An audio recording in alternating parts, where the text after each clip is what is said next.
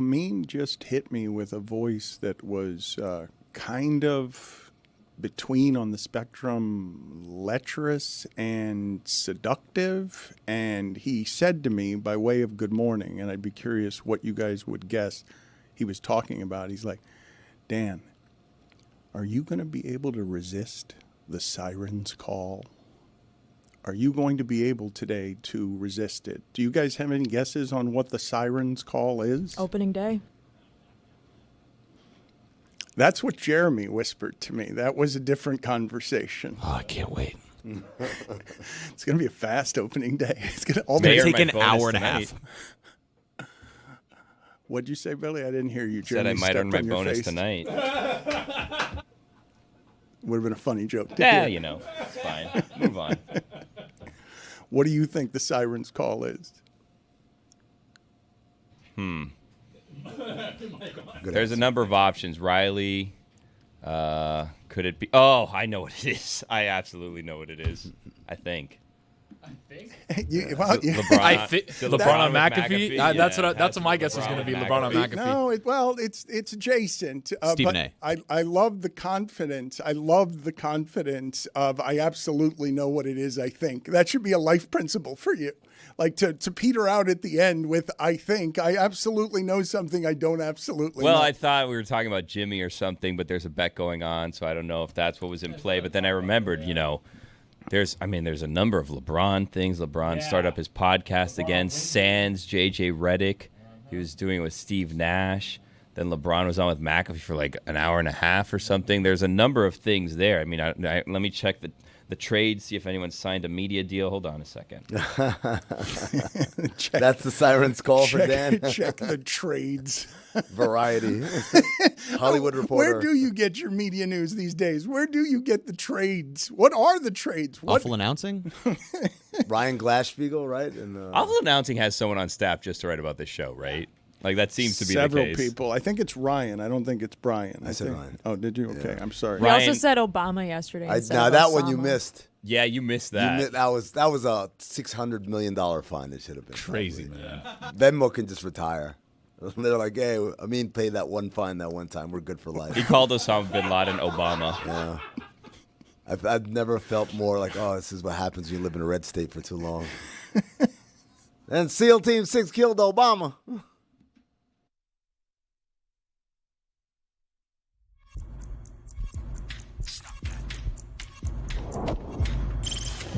Stop that. Stop that. Stop that. I hear him chatting the noise. Move too quick, can't stop for the talking. I hear him chat with the walking. Just too sharp with the prize. White girls better tell me I'm awesome, yeah. Hot like fire on the pan. If you wanna touch me, please use caution. Cold like 0 degrees. I'm out the cage, gotta let out the beast. Revolutionary, gotta let out the streets. Locked in a cage, I'ma let out the sheets. We can't go out, man, forget about peace. You take the west, I'll take on the east. I'ma put him in a cage, never let out the. I hear him chat to the noise. Move too quick, can't stop for the talking. I hear him chat with the boys. Not so tough when mans keep walking, yeah. Just too sharp with the prize. White girls, let it tell me I'm awesome, yeah. Hot like fire on the pan. If you wanna touch me, please use caution. Stop that. Stop that. Stop that. I don't know when Russell Wilson's professional career began, but if you had told me in 2010, if you had come up to me and said, you're not going to believe this, but in 2025, you're not just going to be talking about what LeBron James said, you're going to be talking about what he did in 2025, 15 years ago, while a Russell Wilson signing makes you profoundly sad. I would not have had the ability to understand what you were talking about because Russell Wilson going to the Giants, I saw that happen. I'm like, oh, two lonely people met and are not going to find love. That's not going to end in the way that anyone thinks it's going to end, and it just made me sad. But Dan, isn't it on some level two lonely people who know there's nothing going on tonight, so it's 3 a.m., The lights are coming on. Like I don't have. You lock anyone. eyes. Yeah, it's like, hey, were you my dream partner? The person who's gonna spend the rest of my life with? Not really, but maybe tonight. Almost like one of those pacts that people make on TV shows where they're like, hey, if we're not married by the time we're 40, you want to just go ahead and get married? It feels like one of those where both of them have just kind of reached a space in life where it's like, all right, we could settle for this. Are they getting married? It's a 1-year deal. Or like a 2-year, whatever it is. It's not like 7 years. Russell Wilson's the quarterback. No, it's like, all right, damn man, we need somebody. Like I'm dating. I'm kind of just met this person named Jameis, but like I was gonna say it's 3 lonely people, not 2. Yeah. It's not really serious with me and Jameis either. Like, hey, maybe I come but over? I think it's a fling that you regret though. At the begin, you don't regret the fling before you partake in the fling. You don't regret the fling. Like I think it's something that you're in your house afterward, and you're a little bit of you don't like how all of staring that in the went. mirror like I shouldn't have done that. I don't think this is sad. I think this is someone who's towards the end of their career finding a place to play and continue their career because he doesn't want to retire.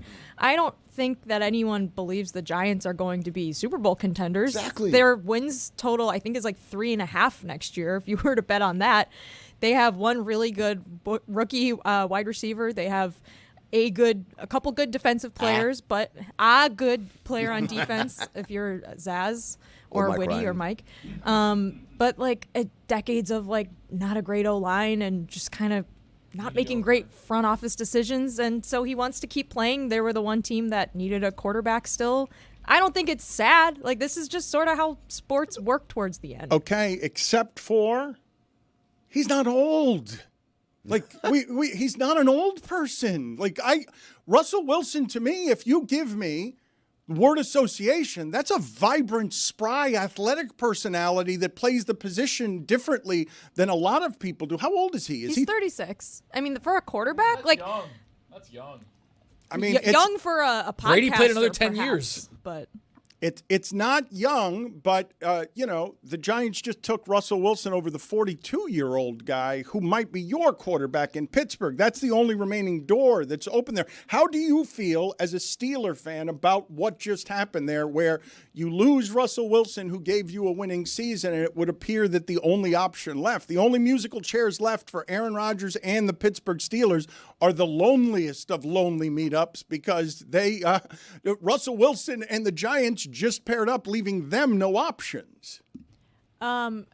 how do I feel about Aaron Rodgers and the Steelers? It feels like it's been inevitable for like 3 weeks now, so I've just accepted it. I don't like him as a person, but I do think the Steelers have done a lot of good stuff in the draft in the middle to later rounds that make their O-line pretty good. Their receivers have gotten better over this offseason, like signing DK Metcalf. I don't know. The defense should still be really good. This is not the best option, but again, as we've talked about for the last like 3 months, really bad year to need a quarterback. And the Giants still also could draft a quarterback, I think, even though they signed Russell Wilson. So I wouldn't rule that out either.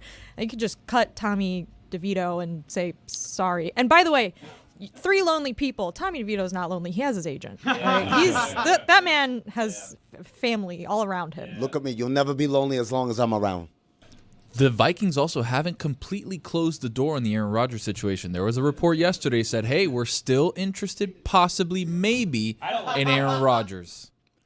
Yes, Roy, that was an Italian impersonation, but he only did it with his fingers. You couldn't tell from his voice. My culture is not your costume. Put it on the poll at Le Batard Show. Is my culture your costume? And I also, think, Jess, you need to make a Sudanese accent now, and then that'll. That's a good things idea, all Billy. right. You're always Akbar. helpful that There way. you go. Excellent work by you. Always helpful ally. I'll work on it. Yes. Luckily, just there's a lot of source material you could go off of. exceptional. You want to try that one, Billy? Since you're so No, helpful. I mean, I No? didn't make fun of Italians, so it's not Okay. a situation. He was celebrating them. I was. Taylor was in the kitchen, and I know I said less Taylor, but Taylor had an opinion that I wanted to put on the poll as well because he's like, smoothies are fruit. He didn't like that there were green smoothies over there. So just put it on the poll at Le Batard Show. Smoothies are fruit, yes or no? Because the greens are still out there. Like I saw that all the smoothies, whatever the colored smoothies were. Oh. Whoa. Smoothies are for everyone, Dan. You already accused me of segregation yesterday. Now I don't even want to say fruits. What? I don't know. Maybe Russell Wilson is sad.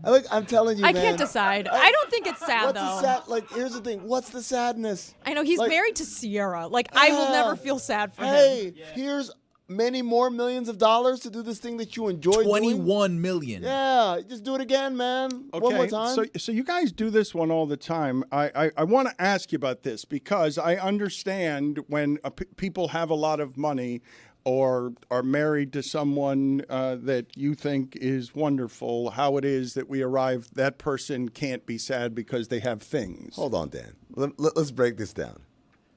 This guy, you say, oh, he's getting a lot more money. Like, well, it's not always about money. He's married to this beautiful woman and have a great family. Well, it's not just only about love. It's about professional fulfillment.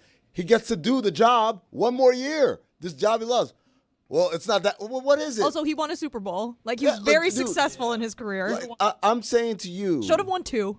I'm saying to you, as he sits on his couch, he knows the year he had last year. He's not sitting there like, okay, here we go. The Chiefs are going to bring me in to replace Mahomes. He knows who he is at this point of his career. So he's got a job, a starting job, right? Most likely. And they're paying him $21 million, and his family life is great. Yeah, I'm going to say it's not sad. It's pretty happy. And if you're the Giants, again, like Jess said, they're going to be one of the worst teams in football next year. So it's not like, oh, my God, okay, I could put Patrick Mahomes on the Giants.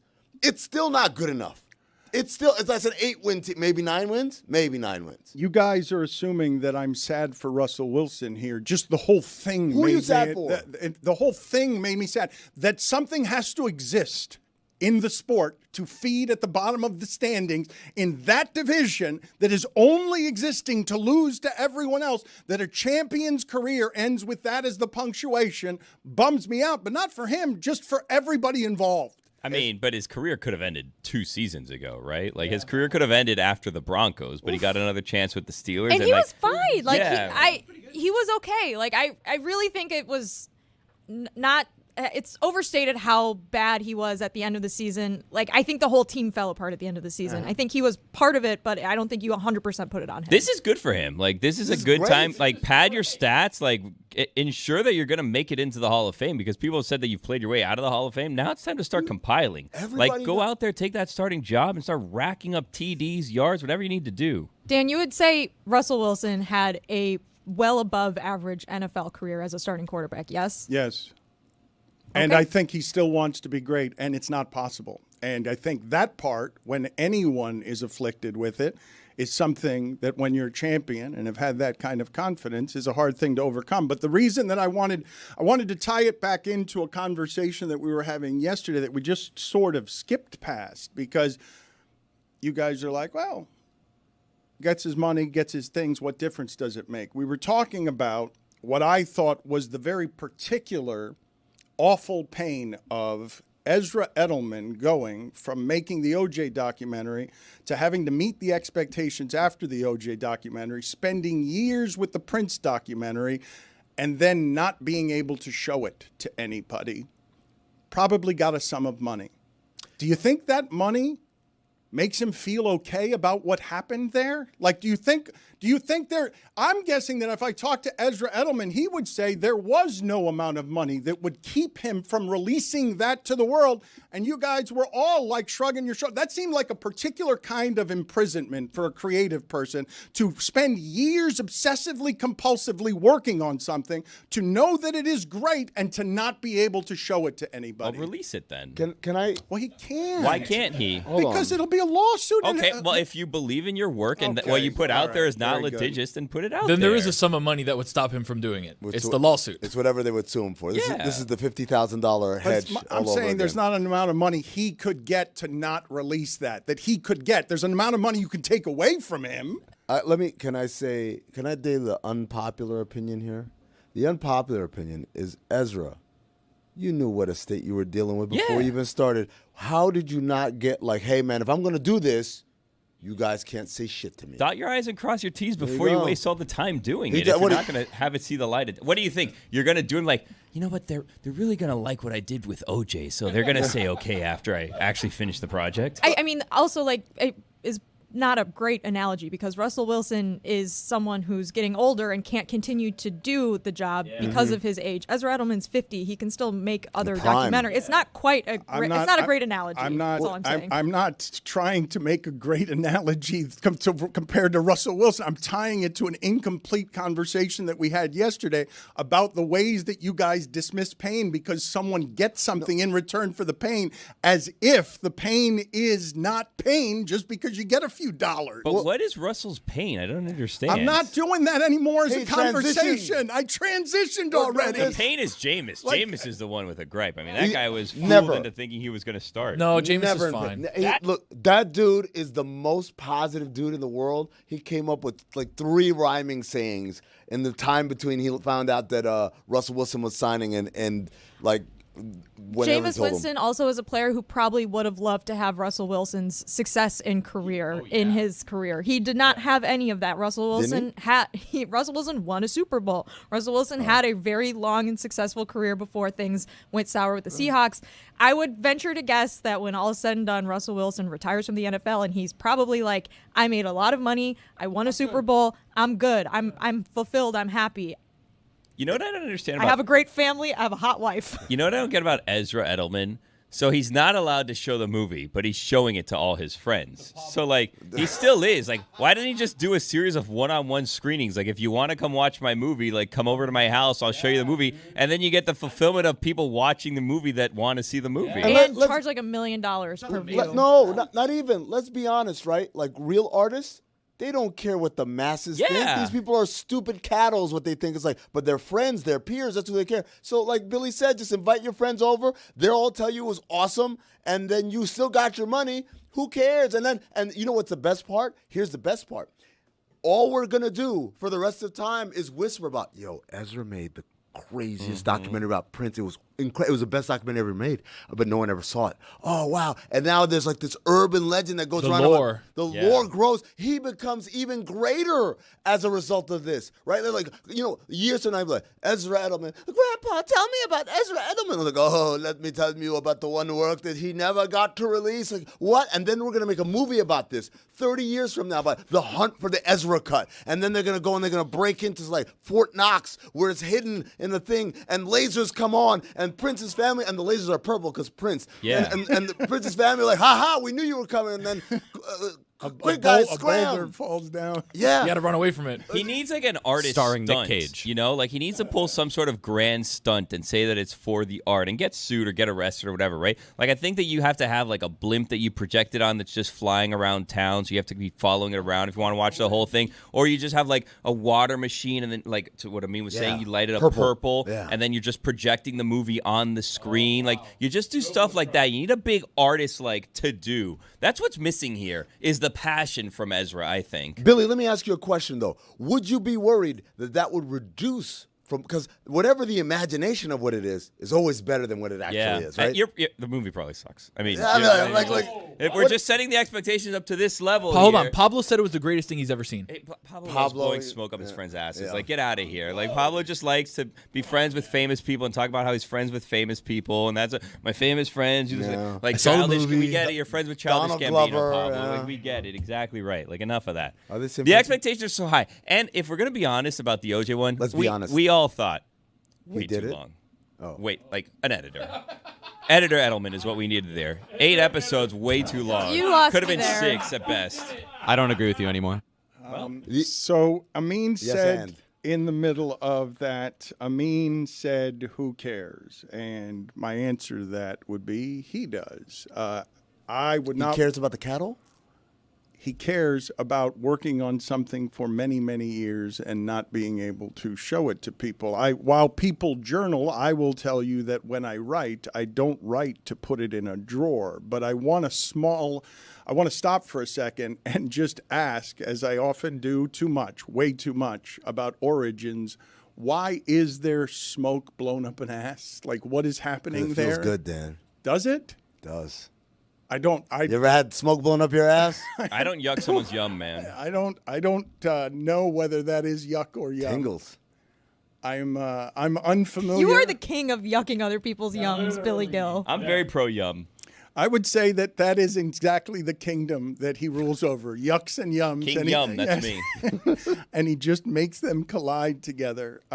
So yesterday, and this was interesting to me because we have seen over the years sort of the morphing of sports reporting and sports entertainment and big stars merging so that whatever the entity is, in this case, it's ESPN and Stephen A. Smith and LeBron James, and I cannot resist the siren's call. This is all great content for the machine. It is funny to me that everyone here is being more childish than Bronny, because Stephen A. is calling LeBron a liar, which I have not seen him do a lot of. Like, that seems like an escalation. Stephen A. calling anybody a liar on television, I don't think that's something he does all of the time. I think that is very strong as we continue to push the boundaries on these relationships and as Stephen A. gets rewarded for all the things that he is. And as LeBron goes on McAfee and they create content between all of the shows and try to get integration between all of the shows, you get LeBron saying, yeah, sure, Stephen A. wants to sit this out. So he says he didn't want to talk about it. Sure. And then he puts him in tighty-whities eating ice cream, enjoying that LeBron confronted him during a game. But the childishness in it, beyond I would have swung at him and he would have kicked my ass and all the nonsense that men do when they're being silly around the soap opera, the idea that LeBron is mad and that Stephen A. thinks he's mad and keeps coming at him with, you're not my GOAT, you're not the best, you're the second best. Shannon Sharp thinks you're the best. It's 7-year-olds. That's how 7-year-olds would do all of this. And it is passing for content I cannot resist. You can't resist it. I can. I was ashamed yesterday. All of it. Both of them, everybody. And then the things, and seeing the reactions. Man, this is quite possibly the biggest journalist who covers the sport and the biggest name player who plays the sport. And if I'm Adam Silver, you get him on the phone and say, enough. This is embarrassing. This does not represent our sport. And by the way, LeBron said a lot of stuff yesterday that I was just like, what are you talking about? Giannis has scored 200 in a game. He said, "Oh, Brian Windhorst says he's my friend." I'm like, that I didn't like. I've known Brian Windhorst for at least 10 years personally, and I read his work for 10 years before that. I have never heard him say, insinuate, like hint, try to act like not even close. Damn, I've never heard Brian say that about people who he's actually friends with. So for LeBron to say that matter-of-factly, to tee up a McAfee lame-ass Photoshop of, oh, he was your teammate, oh, there he was, and they Photoshop him. Like, it was so, because LeBron had a problem that Brian said the reason why he signed with Nike, whatever. And my thing was like, okay, so say he was wrong. He's never said he was your friend, never acted like he was your friend. It was, all of it was just so odd. He called him weird. I'm like, that's weird, dude.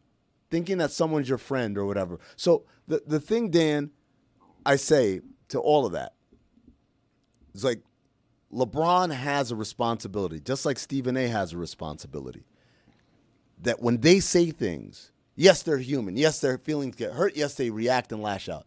But the problem is, when you're at that place, you can't do that because your words hold more credibility than a regular person just lashing out or say, oh, man, that dude thinks he's my friend or whatever. In the same way, Dan, that a week ago, 2 weeks ago, whatever, you said, why aren't people asking about LeBron using PEDs? And I said to you, Dan, you can't say that.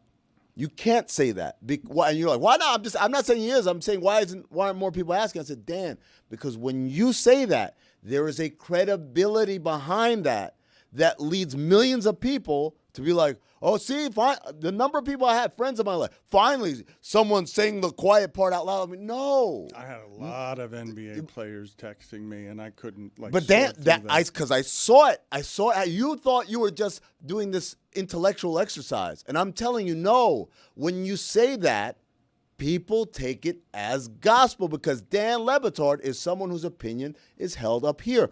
Stephen A. Smith is someone whose opinion is held up here. LeBron James is someone whose opinion is held up here. And when these guys talk flippantly in that way, it hurts our sport. It's embarrassing. You're interesting in this respect because two things are in play that have been interesting watching you in this world over the last several years make a career, the career that you have, as you, like all of us, have aged. You're not wrong in saying that this is shameful, but you are protecting your beloved sport and asking the commissioner to step in on famous people doing what is the natural evolution of everything we've been doing over the last 15 years in media with and around LeBron. This is all part of the game for the last 15 years on what these two human beings have wrought near and around this sport. And when you say it's bad for the sport and the commissioner should step in, I think you're wrong.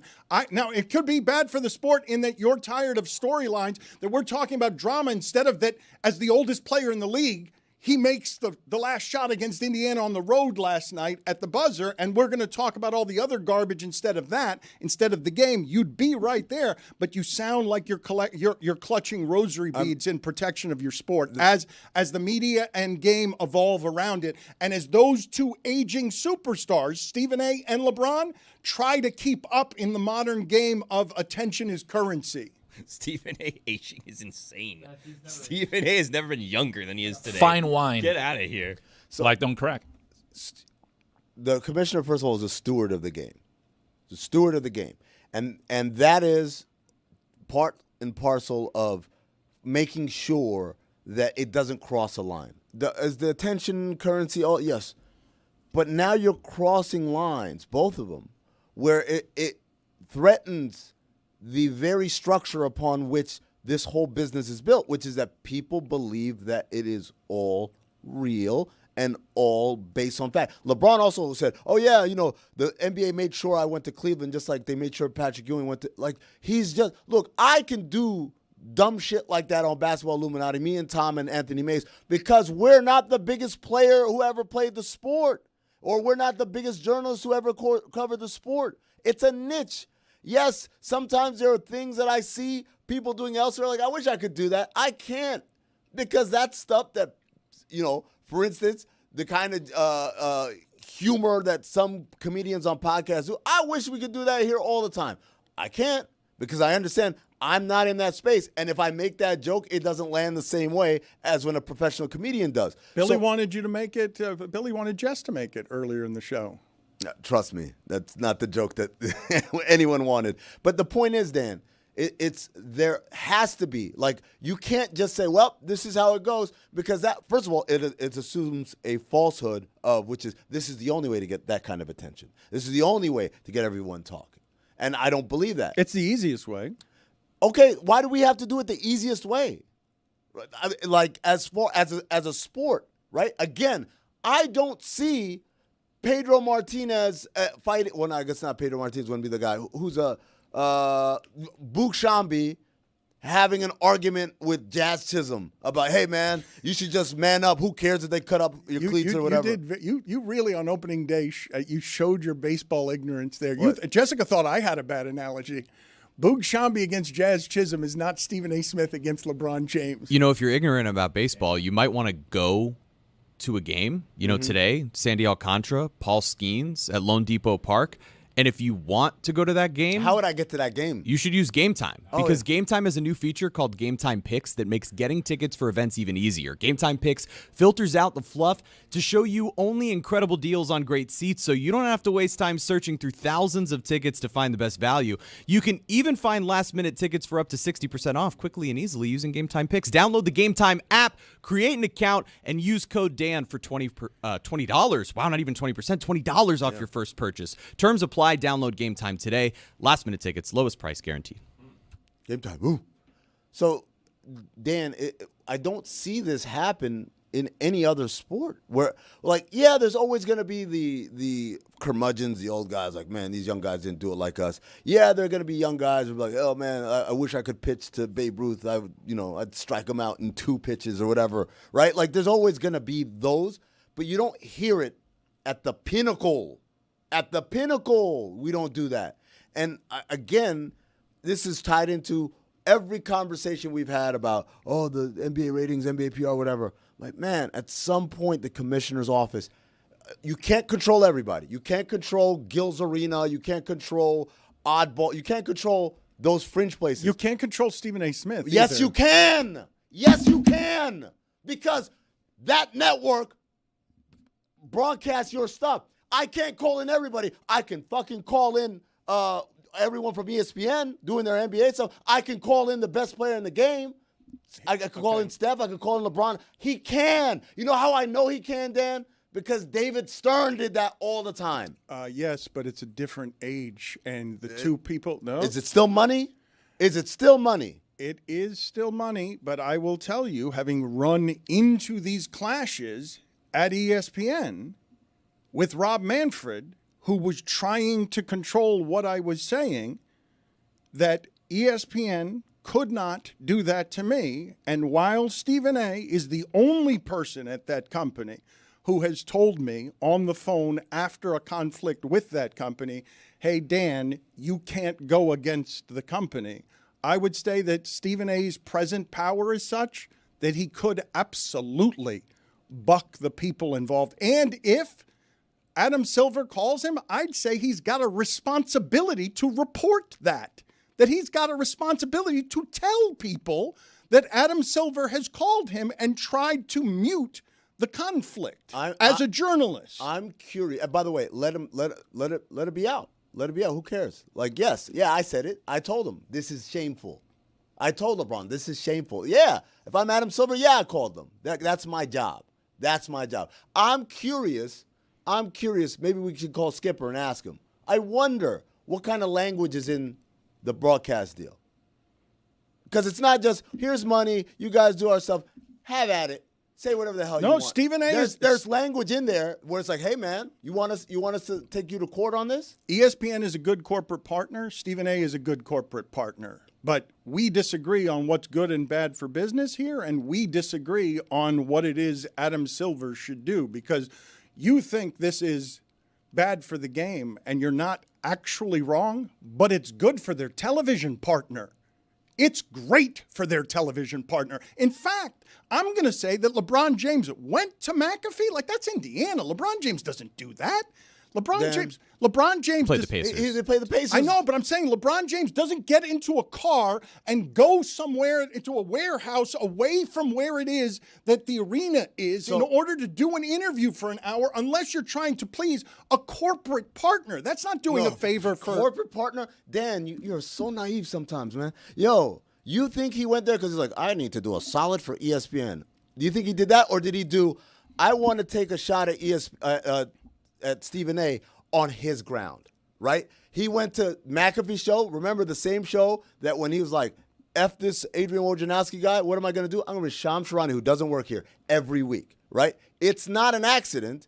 It's not an accident. Like, Pat McAfee is the space that if you want to take a shot at someone at ESPN, this is the safe space on ESPN's airwaves where they're going to let you say whatever you want. So, because people ask me, man, LeBron, why didn't he go to Gil's Arena? Gil's his guy. He trained his son. Why didn't he go there to say those things? Why didn't he go to All the Smoke? Steven Jackson, Matt Barnes, those guys, they got a great relationship. Why didn't he go to Uninterrupted? Why didn't he go to Knuckleheads with Q Rich? Shannon Sharp. Why didn't he go to Shannon Sharp? Why did he go to the white guy, Pat McAfee? And I said, guys, it's not about white or black. It's not about who's his boy, who's his not. He wanted to do the nuclear strike from inside the building, not from miles and miles away. I recognize that. I like doing that. So that's why he went there, right?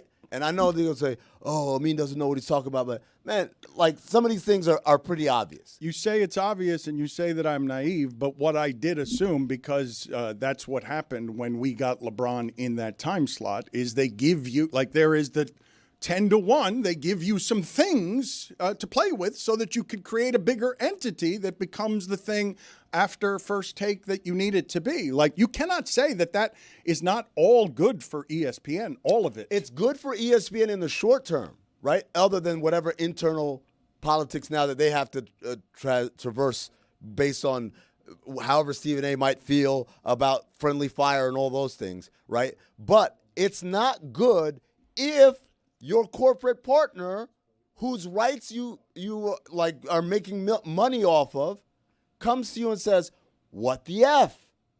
What are you guys doing?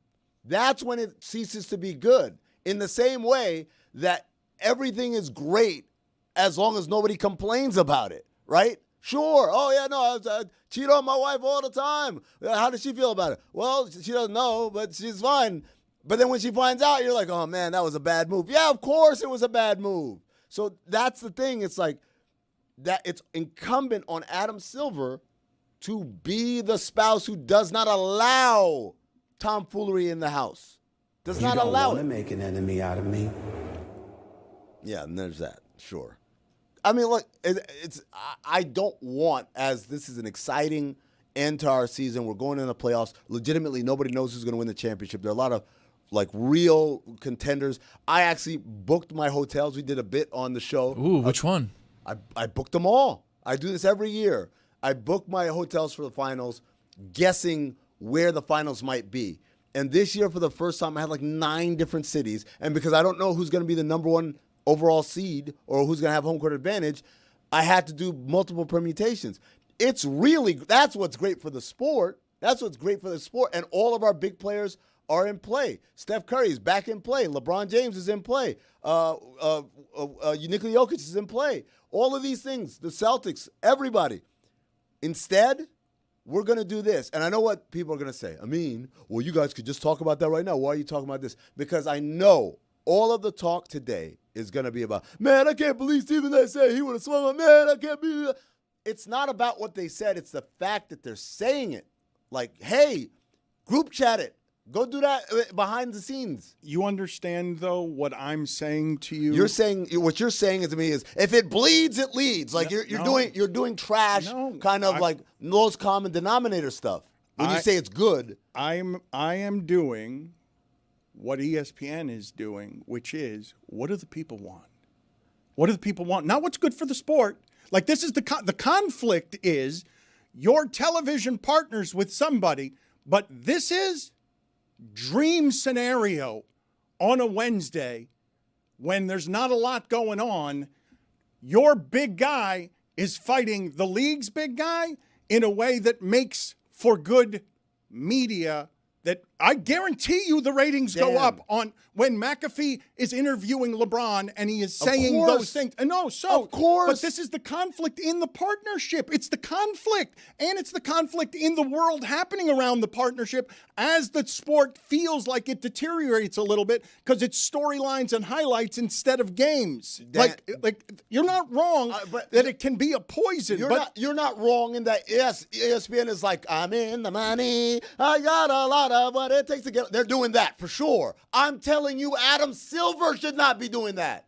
Adam Silver should be like, no, in the same way that someone who cheats on their spouse could be like, yo, I'm having sex everywhere. Why are you so mad? This is great for me. It's not great for me, the spouse who's getting cheated on.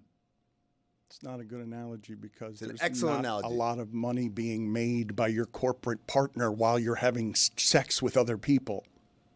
What do you mean? Depends on the industry. The sex is the money here, Dan. The sex is the currency, right? I'm getting more of this currency of sex. Your corporate partners with somebody, and what is bad for your game is good for you. That's the conflict. And my point is, the person it's bad for can open their mouth and say, hey, this is bad for me, stop doing it. That's the point. I don't know what that accent What was. was that voice? There's been so many voices. There was a German accent before. There The was grandfather was German when you Grandfather, when you asked about the story about Grandpapa, Ezra. Yeah. Grandpapa. And Where do Ezra. we land on the shake situation? Can it be shakes if it's green or no? We made it a poll question. This is a democracy. The people decide. Which one are shake. you having? You're having. You're This certainly. one's peanut butter, which I also think is not a smoothie because it's not fruit nor green. Yeah, that's a it's milkshake. peanut butter. It's got banana in it though. Oh, now it's a smoothie. That's the rule. Play Stephen A. again with the haunting threat. You don't want to make an enemy out of me.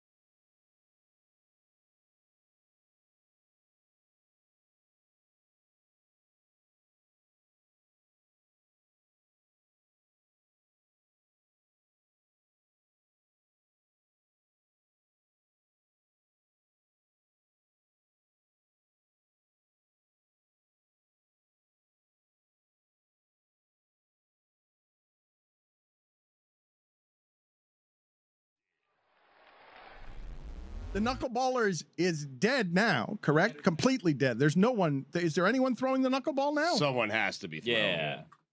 I would say Tim Wakefield was pretty None of us bad. have one. We're just like, yeah. No, there has to There's be. got to be.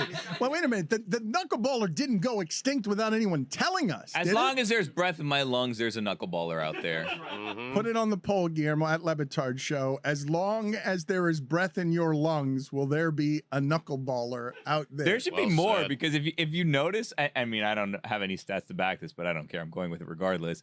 I would say that the position players that are pitching have a much better ERA than average pitchers do. Because they're all just going out there throwing the ball like 35 miles an hour, and the hitters are so confused that they just get under it, they pop up. Like nary a run is scored off of a position player. Sometimes, but not always. I loved when baseball analysis was starting strong. I loved the people who would do the analytics on how a knuckleballer would screw up your hitters the next day.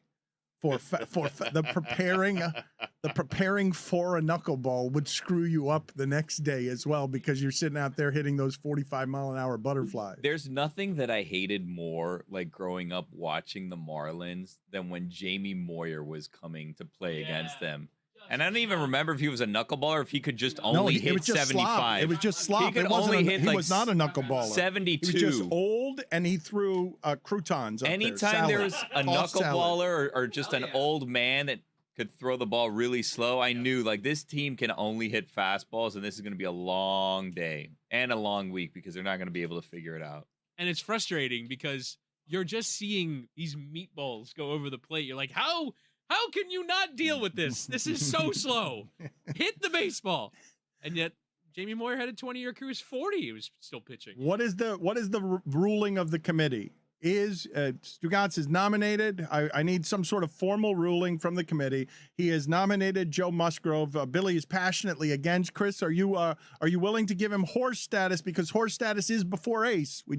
Horse is not an ace. Chris, before you answer, I have good news on the knuckleballer front. There is still one remaining. Mickey Janis of the Orioles is still throwing it. Okay? The worst team in the league.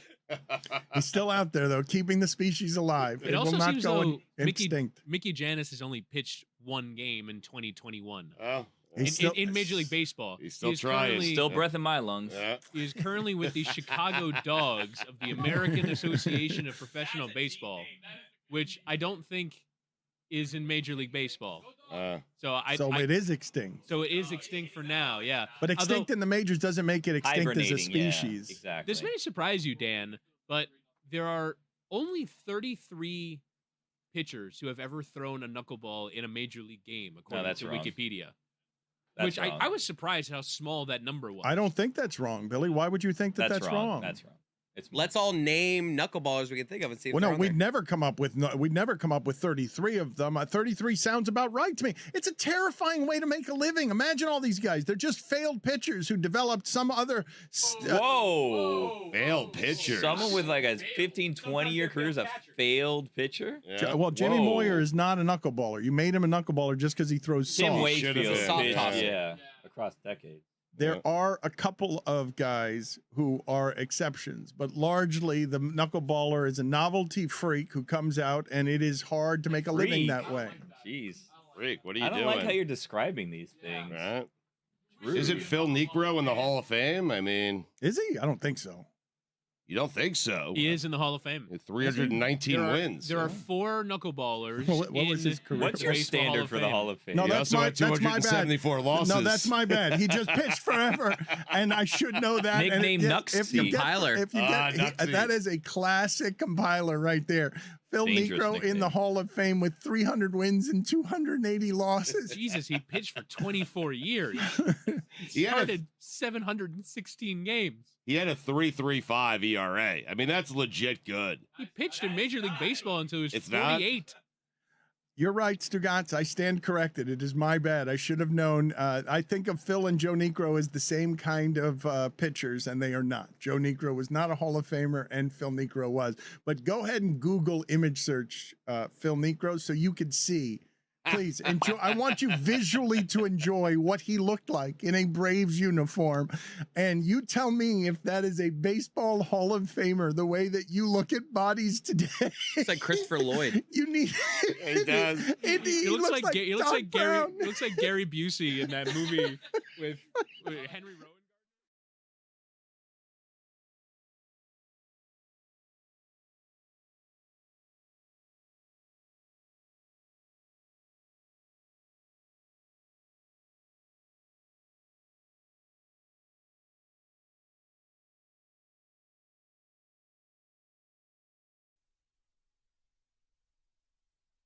Hello, friends. It's Billy.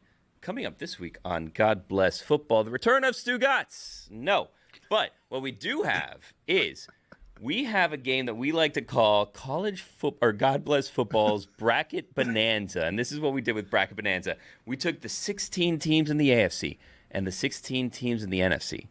Call me crazy. We ranked each one of those teams 1 to 16, and then all of those teams in the AFC went up against each other. And then all those teams in the NFC, 1 through 16, went up against each other. And then bracket style, 1 versus 16, 8 versus 9, they then start filling in the brackets and competing against each other. And I know what you're thinking. This sounds just like the NFL playoffs just expanded. No, it's not that. And why is it not that? Because there's no reseeding of the matchups after certain teams lose. So you can have a number 1 against a number 9. You can have a number 5 against a 13. You never know what you're going to get in God Bless Football's Bracket Bonanza. So stay tuned this week and see our new edition of God Bless Football's Bracket Bonanza. This episode of the Dan Le Batard Show with Stugotz is presented by DraftKings. DraftKings, the crown is yours. Billy Gill, that was some pizzazz that you sold all of that with. That was some energy. I want to tell you guys a story here from this morning that made me laugh. Did any of you see this morning Dave McManaman on SportsCenter? Because I was walking past a television with my friend, and I asked my friend, because he had what was normal skin color everywhere except around his eyes, I said, is that a makeup issue or is that a sunburn because he was wearing sunglasses? And I thought those were the only two options. But my friend, matter-of-factly, with great confidence, and this was a bit startling to me because, again, I hadn't considered a third option, said just walking by, out of the side of his mouth, tanning booth. And And I thought that was a great accusation to make. And I thought it was more accurate than what I was saying. Because I've had makeup done like that before. And we've seen Joe Zagacki, the local broadcasting legend down here, when he got sunburned. And this, that was quick. This summoned that thought today, seeing McManaman on television. I thought he was sunburned. And I was surprised that I could make confidently now the accusation publicly of tanning booth. Just quickly before we go on to that, you were with your friend this morning before the show. The show starts before 9 a.m. You were hanging out with your friend? Well, you know what's funny about you asking that question is I was going to say, because I was in the gym here in the hotel, the gym, but I didn't want the mockery that I was going to get. No, for that would have been cool. No, that's cool, man. No, you're good. With a friend Building your walking by a TV I don't like. I didn't. Is he walking by a TV store where all of a sudden the TV's there? Like, and it was my trainer, and I didn't want those jokes either. Like no, I was all right. that's even better. better. No, you need help. Everybody needs help. No one's going to make fun of you for going to the gym and having a trainer. Yeah. It's kind of nice. Well, I I mean, we would. question if he's your Everyone friend if else you're paying would. him. But. Jess, healthy. Jess, I wouldn't make fun of you for that. Jess. Tony would make fun of No, you. for that. I want you to do it so you can do the Bill Belichick thing you always wanted to do. What's Which that? is Him with the girlfriend where he like holds her up Oh, with her legs. with the Dan, feet? Dan said he couldn't Valerie's do it, not and that's why he's trying to do it now. So I like that. Valerie's not doing that. I don't care if Dan is physically capable of doing No, it. she tried to do it. I failed at it. That's why he's in the gym with the trainer, making sure his core strength's right. I would give anything to have video of that moment. This is why I said it the way that That I part, did. though. Okay, no, but all of this is why I said, do you guys have any idea the number of things like that I have to do daily in order to avoid the piranhas feeding? To just hide from us? Almost every sentence requires me to edit it before I say it because I know where the piranha are on this show. So what was today? Back and buys, chest and tries. What were we up And to? that's one of them. That's one of them with the biggest teeth. What do you mean? Oh, I'm sorry. No one's ever made fun of me on this show. Dan, Never. The problem is you have to say it happened yesterday. Yeah. And then we don't and then we no don't one- try to dissect it. Yeah. But the problem was McManaman was on today. No one cares. I'm interested We in wouldn't the have known accuracy. that. Chronological order. Dan, on TV. I watch SportsCenter 24 hours a day. He was not on Wednesday, March 25th or 26th, whatever. day it Again, you guys don't seem to know the internet when Be I a make better a mistake. liar. Yeah, you guys don't seem to understand how this goes for me. was. Jessica just said the functional part, which is you need to be a better liar. Well, I was camouflaging it, is what I was trying to better do. camouflage. Okay, thank you guys. You guys are great at being able to figure out what I need to do to avoid the internet's cruelty. This is constructive criticism. It's helpful. Yeah. hippo fly. I mean, we are experts on it, considering that we are constantly also criticized on the internet. Yeah, that's true. Not me. Less so. Less so. Oh no, they love me, Dan, and Jess for sure. No. Less so. Jess is just beloved. Did you call it hippoflage? I did. Try to sneak that one under the radar there. Hippoflage. Yeah. It's like camouflage, but for hippos. Get it out of your system now. He's got a trainer, I mean. What would that? It is exactly what I was trying Is to Dan doing avoid. kickboxing so he can fight all of us? Zumba? What's the funniest workout to picture Dan doing? You're right. Now I do want to make fun of you. The Billy Blanks one. Oh, Tybo. Tybo, man. Tybo, That was yeah. a time, huh? It Tybo? was, man. Billy Blanks was everywhere. He was in movies and stuff. And then, Oh, the last Boy Scout. yes, he was. Billy Blanks. What an incredible enthusiasm for the last Boy Scout. That was the very first thing they did in the movie. It was a kickoff returner. I know, except that was the improbable football story of someone being shot with a gun during a game because the running back had a gun. Could happen. It could not happen. Today's not Spoiler Wednesday, Dan. It could. I guess it could happen. I suppose it could happen, but it seems unrealistic. Do you guys ever think, like, this is something I've actually thought, but it's also a great excuse. Do you guys ever think, you know what, I don't want to ever get into, like, really great physical shape or be known to be in, like, really great physical shape because then everyone will always be like, oh, he used to look so much better. Like, he's really fallen off. Like, I like to tiptoe the line of just, like, healthy enough to not die and not, like, you know, morbidly obese for people like you are a slob. Billy, weren't you the one who said, I'm not going to get in shape for my wedding photos because then when my wife looks back at the wedding photos, she won't say, oh, man, you lost it all. She'll look at me and be like, oh, wow, you still look great. That sounds like something I might have said. Yeah, I remember Billy saying this back when we were in the Cleveland era. Kevin Nealon just said it to Bert Kreischer's face, where Bert Kreischer was showing him photos of him sculpted when he was young, and Kevin Nealon, right to his face, deadpan. You've let yourself go. And this is after Kreischer's lost 50 pounds and stuff. So He's doing a lot of work on himself, by the way. He's been looking good recently. I don't know. Bert's got one of them faces where it's like he's always going to look It's big. the face. He's Yeah. always going to look big, no matter what. I'm face. familiar with those faces. One greets me in the mirror and every morning, 7 a.m., when I walk past McManaman and make fun of his face with my fat face. To answer your question, I'm going to say no to the tanning booth because Dave McManaman is a proud Irish boy from Philadelphia or thereabouts. He knows what his complexion is. He can't go in that tanning booth. He knows he's going to turn into a lobster. So that's got to be involuntary. Can you guys please reach out to McManaman on behalf of our show, do some journalism here, and either get him on or ask him whether he can just verify for us whatever it is was happening He's with. not going to throw his makeup artist under the bus. That's definitely what it was. He's in Chicago, though. It was like from Indiana to Chicago, got an early morning flight probably. He's probably already landed. It's a short flight. How long is that flight? Chicago to where?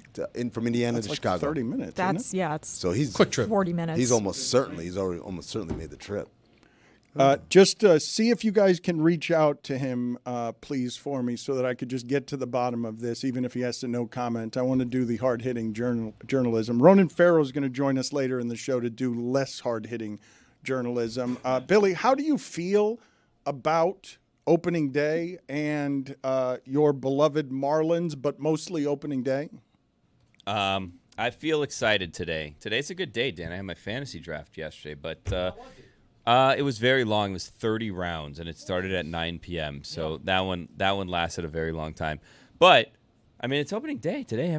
Every team's in first place. Well, I guess they're not because they had those 2 games in Japan. So the Everyone's in Dodgers last are in place. first place. The Cubs are in last place. Everyone's in last place. No, wait. Everyone's not in first. Oh, Second to last. I think everyone's like half Glass a half game full here, back, Dan. maybe. Let's see here. Well, Let's the look at MLB Cubs standings. are last Cubs are place definitely in by last. themselves. Everyone's a half game from the lead. How about that? Yeah, that's what I think is what's going on. No, I division. know the Dodgers have played 2 games, so everyone's a game back. Game back. Okay. Well, they're tied atop the wild card, though. So everyone's a playoff team at the moment, I suppose, right? Is that a good way to Except for the phrase it? Cubs. Except for Yeah. the Cubs. I think, the Marlins are going to have one of the better pitching matchup, the best pitching matchup of the day, I think. You're going to have Paul Skeens against Sandy Alcantara. It should be a fun game, probably a very fast game if I were to guess, because I don't know how much offense there will be in the game, but it's baseball, so maybe there'll be a lot of offense. My wife asked me before the game, she said, like, what time do you think this game's going to end? I'm like, this game's probably going to be like 2 hours because it's just going to be a pitcher's duel and there's probably going to be no offense.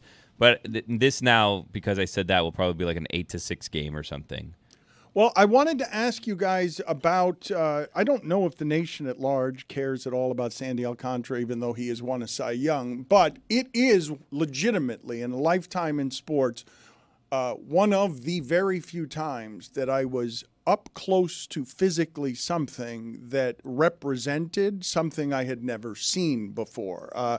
When I saw Michael Vick for the first time and he made an athlete like Jason Taylor look like Jason Taylor wasn't an athlete, and I'm on the sideline watching it, I just couldn't believe what I was seeing. You mentioned yesterday being surprised by the amount of international flavor at the arena to see Steph Curry, because when you see that in person, you simply don't when you're close to it, when you're physically close to the court and you can see the size of the people and you can see how far the three-point line actually is from the basket, what's happening there doesn't compute.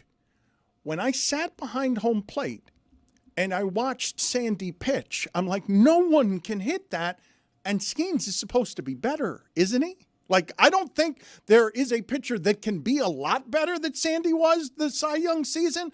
But Skeens' rookie card that's one of a kind that goes for $1.1 million does so because the Pittsburgh Pirates have someone who's supposed to be better than Sandy because he throws 100 miles an hour instead of 98. It's also because he has this godlike command already that it took Sandy a little while to learn how to pitch instead of just throw. And the command that Skeens has of every single pitch that he throws as a rookie, he was having performances that were like Roger Clemens-like. I mean, the last guy that we saw come up and be that dominant immediately was Steven Strasburg, and he broke down quickly. Obviously, we hope that's not the case with Skeens, but the way he's built, the way he throws, the ease in which he throws with his mechanics, the reason everybody's so excited is because the anticipation is this is one of those guys who's going to be this good for 10 to 15 years. Can I ask you guys a question, the baseball people? Dan said, Yes. when I sit behind the home plate and I see the guy pitch, I'm like, oh, it's amazing. In real time, are you guys able to see, like, the stuff in the pitches? For me, I need a replay. To me, every pitcher in Major League Baseball, it just looks, and then either the guy hit it or he didn't hit it. Yes, you're right. It's all pretty ridiculous, more so than it's ever been, because every bullpen arm can do something like that. But it isn't the same. I will tell you that it's not like what I was watching. There were any number of pitchers who threw in that game, and watching that one. It looks different. It all looked and it sounded different. Like it was something that I was having trouble processing, because I covered Major League Baseball for a season, and when I did, here you go. You wanted this? No, I wanted this because you said I was walking and I had problems processing. I had, Dan at the ballpark. My Lord! Oh, like just being curveball.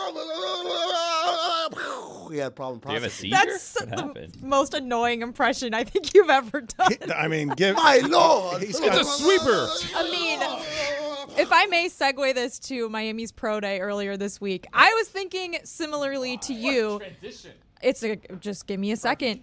Similarly to you, there's athletic feats that sometimes you're watching and you're like, is this bad? This looks like it's still good. Yeah. This specific 40-yard dash by Cam McCormick, who is the famously like the nine-year player who had a bunch of injuries, and now he went to Miami, was a tight end, was been with Mario Cristobal forever. He runs his 40. This was the video that was put out of his 40. That's a jog. Nice jog there.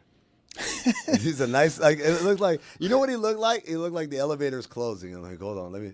That was a jog, though. He wasn't sprinting. That was that he is a 9-year college player. Listen to the end of this video, please.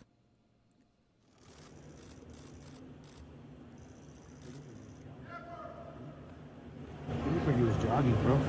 Oh, wow. That's amazing. The person filming was like, wait a second.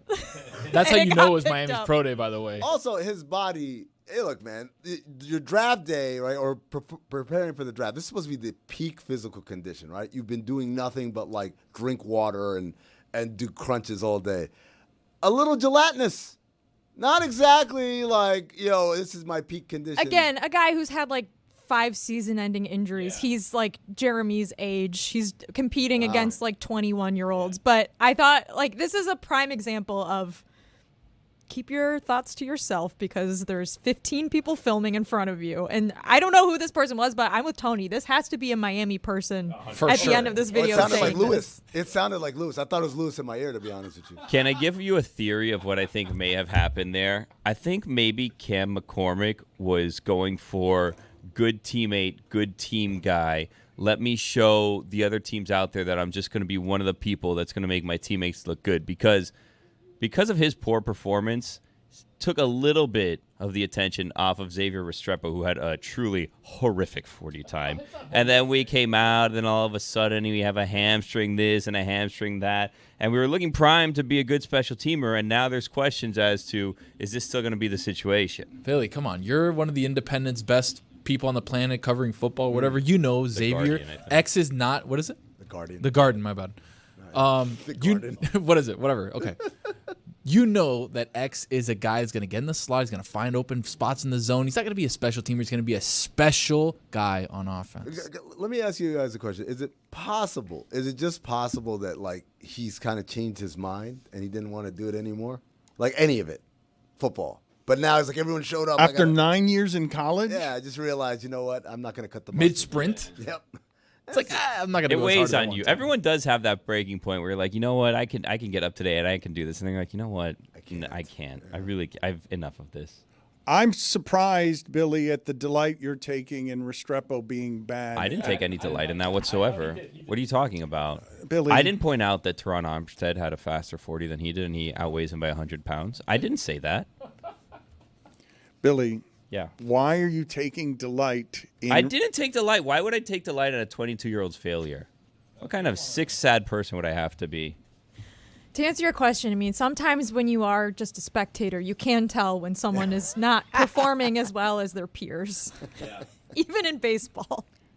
Do you guys all feel that? Do you feel opening day? One of the best play-by-play announcers in any sport. You can hear him on Fox calling college football, basketball, and NFL games. He's also the television voice of the Detroit Tigers and has been appearing enough that I think he has graduated to friend of the show. Has he graduated to friend of the show? Very presumptuous. Oh, look how happy he is. He doesn't want to be But I may be, wait, if you guys want to vote on this, I said yes. I think he has, and he seems excited, but we can vote if you guys don't think he's yet qualified and needs to audition more for friend of the show. We're the kind of friends that's like, with friends like these, who needs enemies kind of thing. 20 CB, yeah. All right, so that's a vote for yes, because I thought it would be funnier if you guys all voted no. Yeah, do a handstand.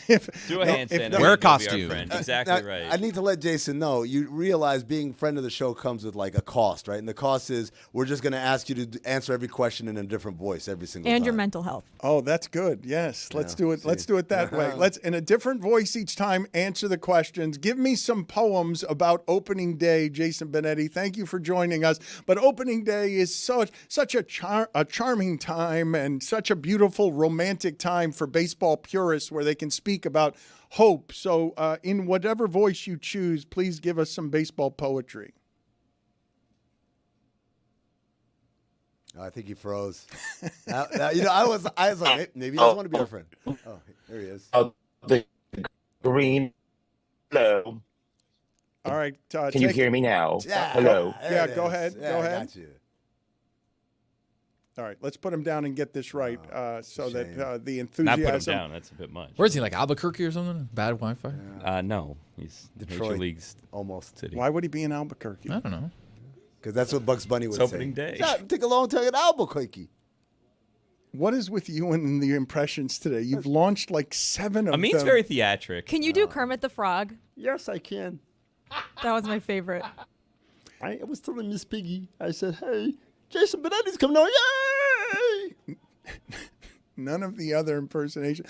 I don't understand what one of those impersonations Which was. one? And one of them, I don't want grandfather? No, The German one. Grandpa, no. tell us. That was not the problematic Ezra one. Edelman? I don't know. The Italian I one? know. Oh, yeah. No, there was Hey, another one you'll in never there be lonely somewhere with me, kid. Akbar? that I don't know. It's bad when Dan says I don't know which was the problematic one, and you just start rolling off like 5 or 6. Yeah, all the problematic Yeah. ones. There were a lot of them in there, and I guess that I don't know whether you guys remember sort of when journalists, writers specifically, wrote about baseball in a way that sports has never been written about. Like Frank the Ford, you mean? Yes, it was all the poetry of baseball representing America and representing all the best things about America when you can just go home. The goal is just to get home.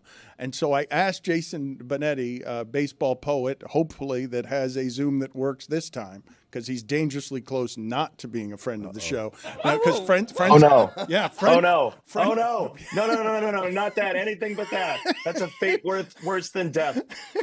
Well, friends of the show need to have working communication. I know. I'm in Los Angeles this time. I'm not in Lakeland. This should not be happening. Los Angeles should have high-level Wi-Fi. Very near Albuquerque. Go ahead and give us a baseball poem of some sort about what baseball opening day means to you. I'll do it as Droopy Dog. Is that okay, you happy people? Well, it's going to be hard to do this happy, but okay. The green of the grass, the bunting on the stands, the bunting on the field. I'm happy. Is that good? Haiku. You know what I'm talking about, though. A different time in America when the baseball writers would write about what this day is, but it is this day for people like you. For people who love baseball, I don't know if this is the best day, but it's the second best day.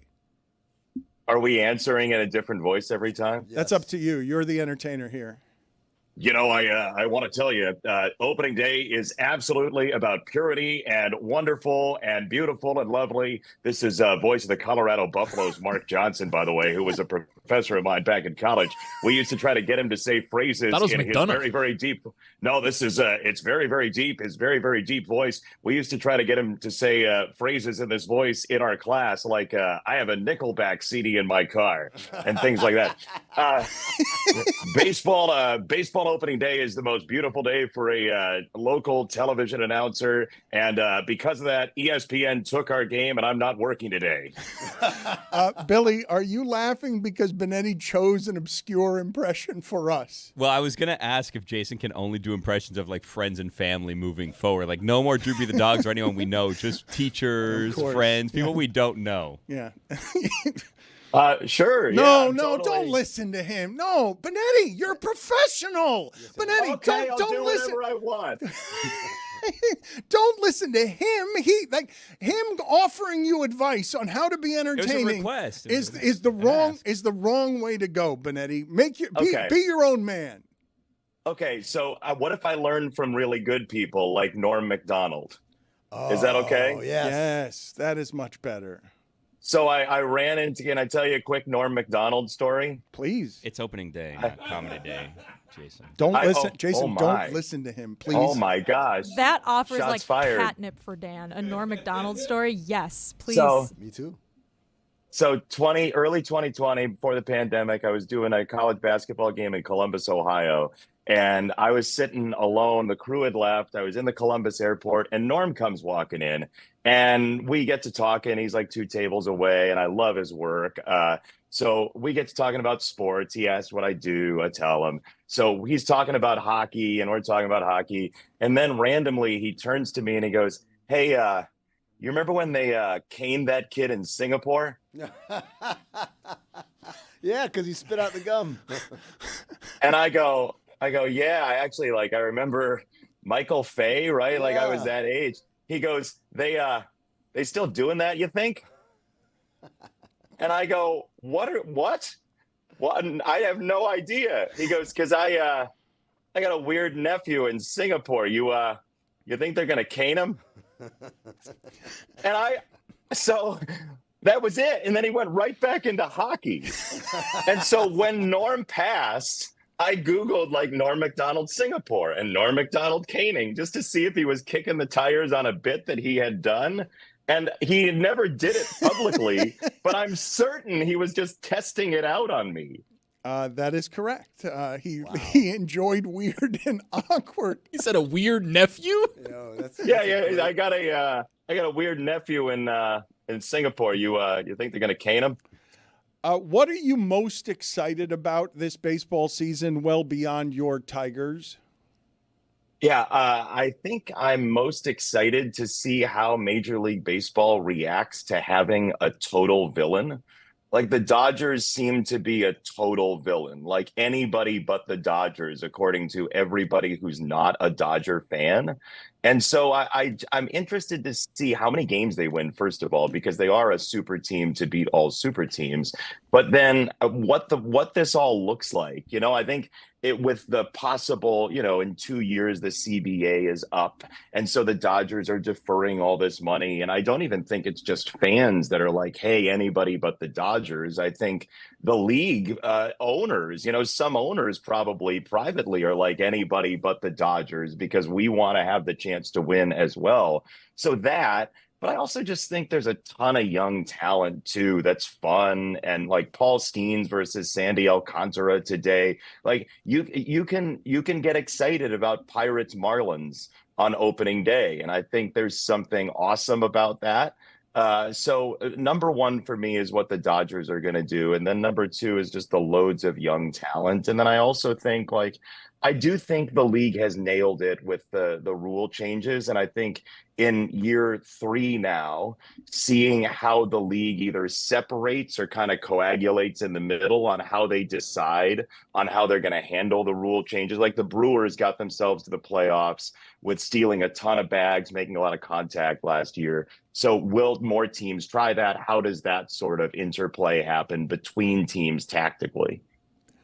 You said super team to beat all super teams, and I was having this discussion with David Sampson the other day when I said when you've got an over-under on wins for the season of 104.5 for the Dodgers, that I can start assembling the argument that that's the best roster ever assembled, if that's where you're going to put the expectations. And he countered by saying that the Mariners won whatever it was, 116 games one season, but they weren't expected to do that. No one's ever expected, Jason, to win 100. Like the idea that I could lose a bet before the season if the Dodgers win 104 games is not something I've ever seen in baseball before.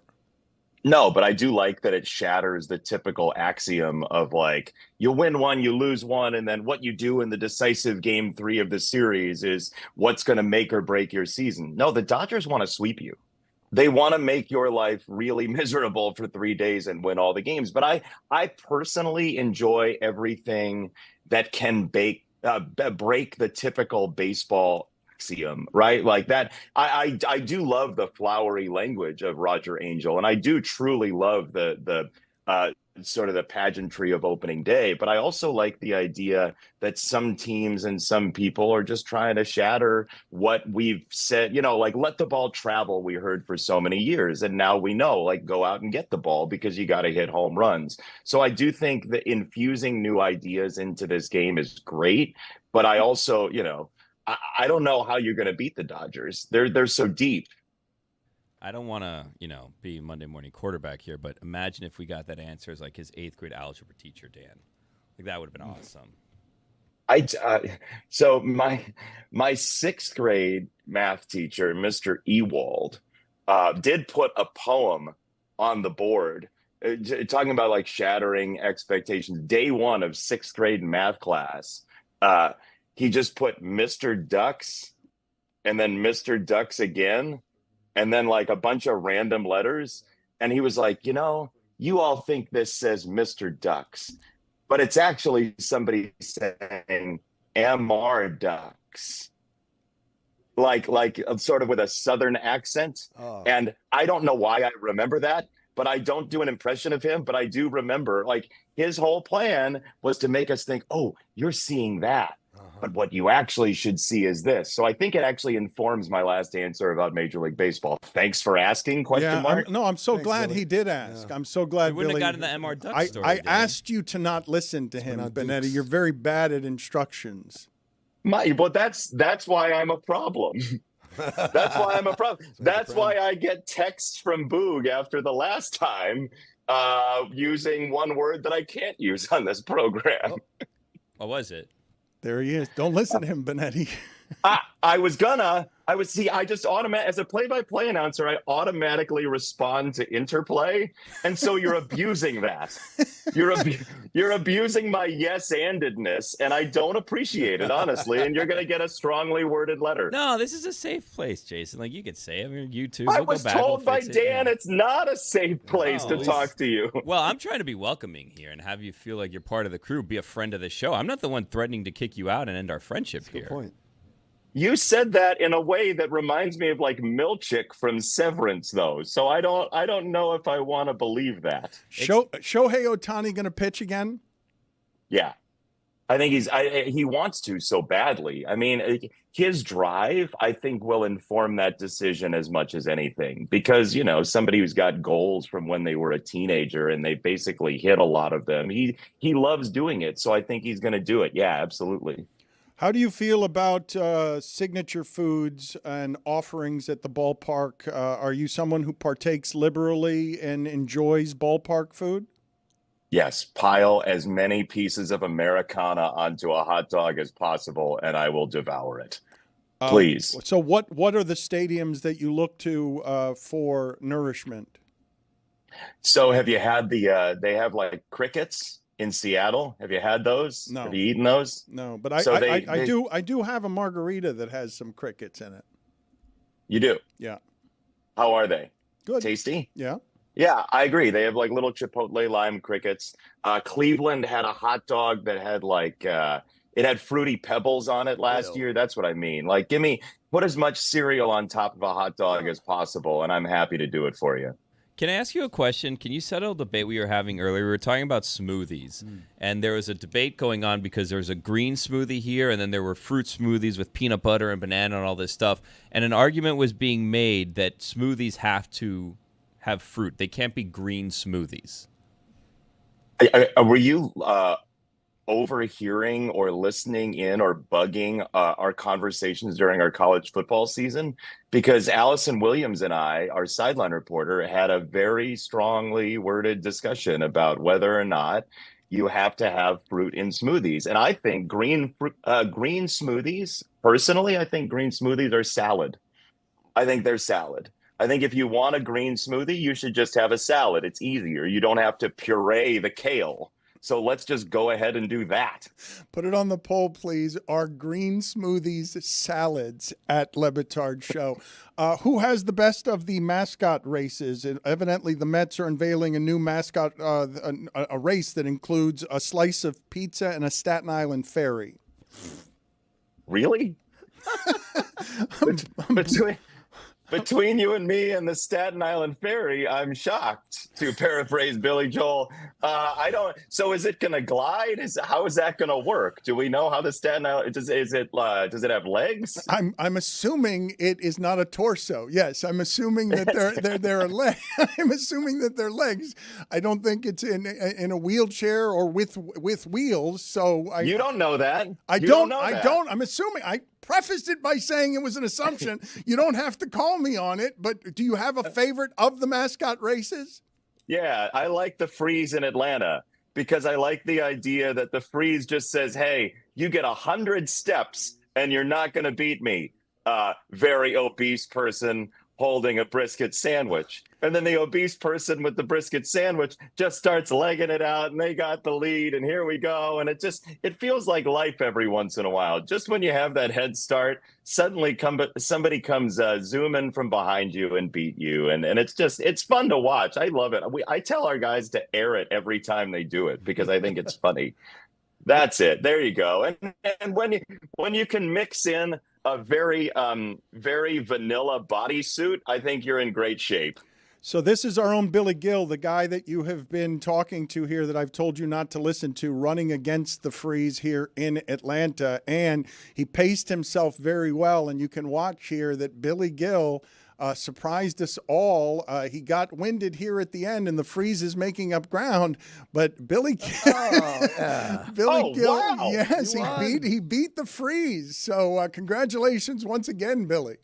Jason, how long did you train for that? Well, I didn't, and I did it during the Super Bowl, so it was very cold. But can I give you a strategy? So this is what I did. Next time I race the Freeze. Yeah. Next time you race hashtag content. Yeah. Next time you race the Freeze, or you know anyone that does, maybe your 6th grade algebra teacher does, and calls out to you and says, "You're a baseball expert. How do I?" That guy's got to be dead. What? No.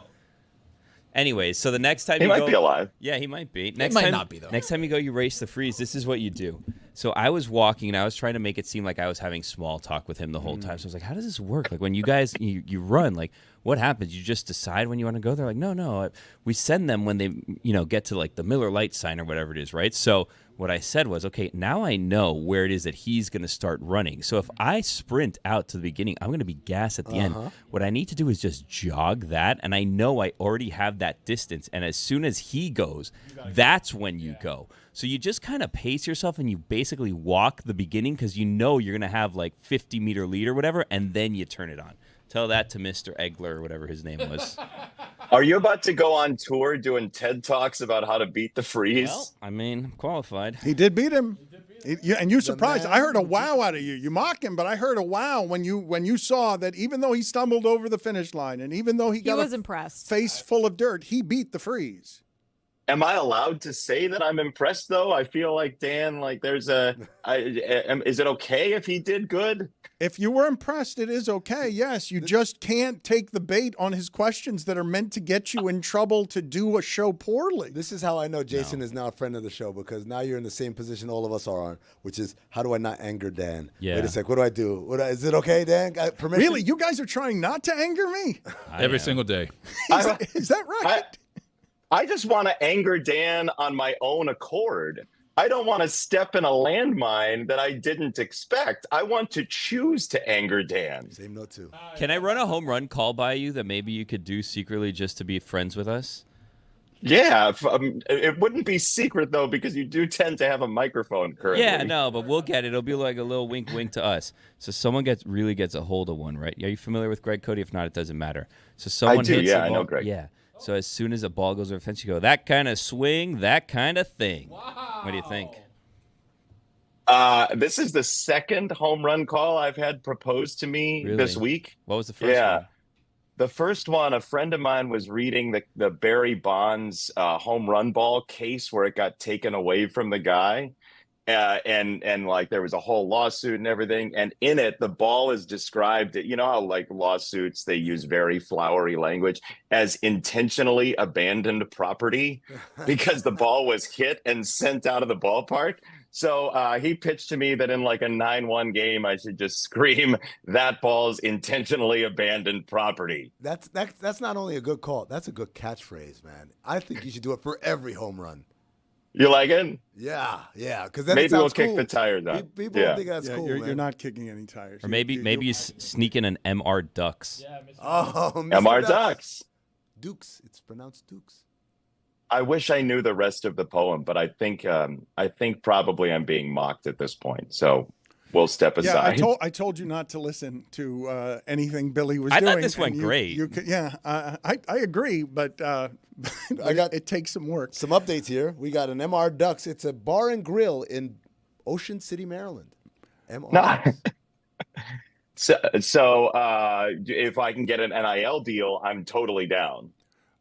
Do you have a signature home run call? I don't imagine that you would go with just one. I would imagine that you are a varied home run guy. Yeah, you're right, but if I can plumb the depths of your personality test on me, why would you say that? I just think you would need creativity, and any one thing would bore you. That you wouldn't want one thing to be limiting you as your home run call. That you're an artist. Are we best friends now? Yes, you are correct. That is exactly right. I'm terrified. We're not best friends yet because you don't take my instructions on not listening to somebody who's actively trying to make you bad at your job. Like, you can be best friends with him if you want to be best friends. No.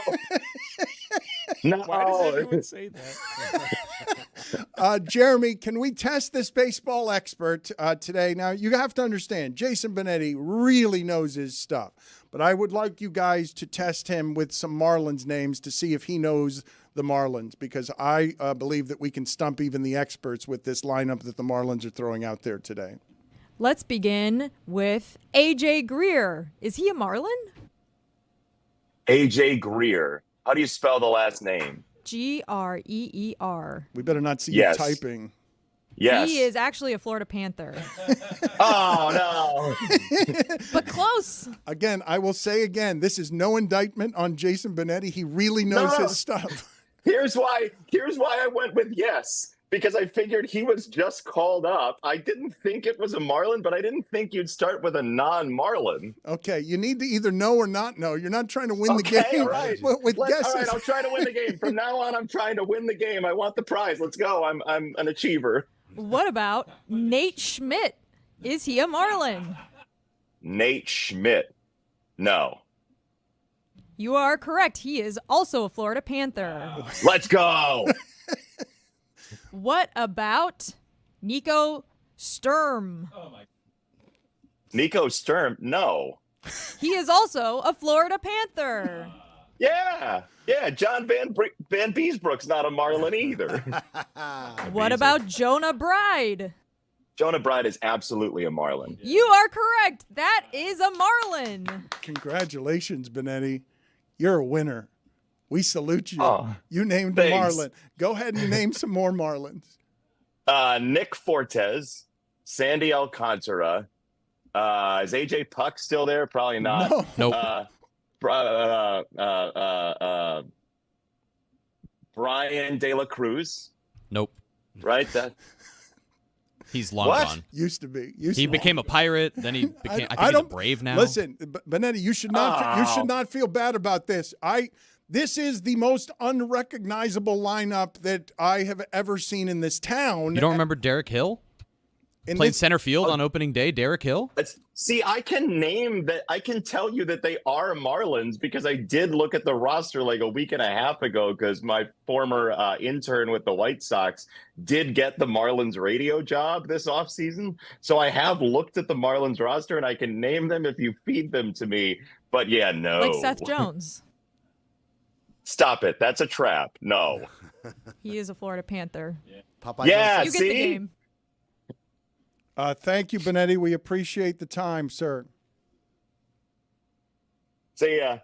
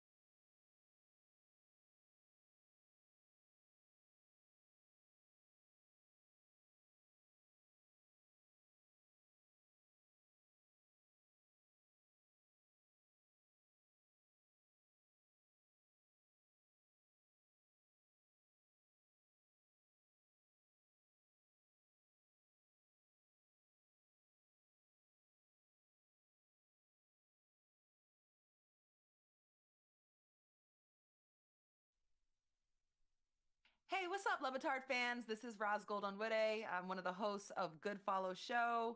And this week, we're going to be talking about Juju Watkins' season-ending injury. But there's still a lot to look forward to in the Sweet 16, which is here, and we're going to preview a bunch of matchups there. We're going to talk about the continued growth of the women's tournament in the post-Caitlin Clark era. Things are still up. And speaking of up, we're taking a look at which players are raising their WNBA draft stock. Plus, we have an exclusive sit-down interview with WNBA champion and now unrivaled champion, Kahleah Copper, sits down with me and joins the show. And the interview is a lot of fun. So, make sure you pull up with us. Good Follow comes on every Wednesday. We drop at 7 p.m. Eastern on DraftKings Network or YouTube or wherever it is that you get your podcasts. So come on and rock out with your girls.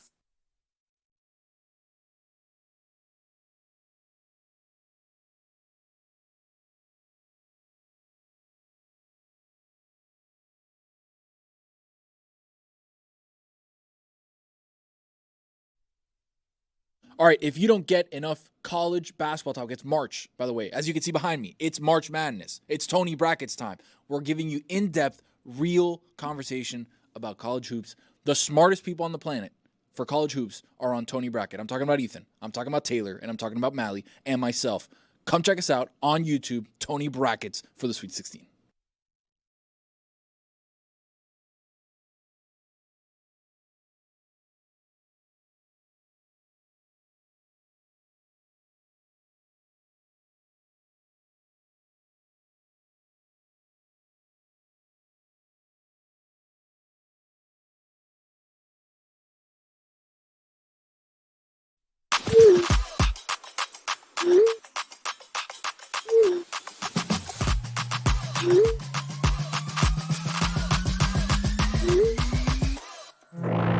Are you tired of waiting on those 3 dots every time you text?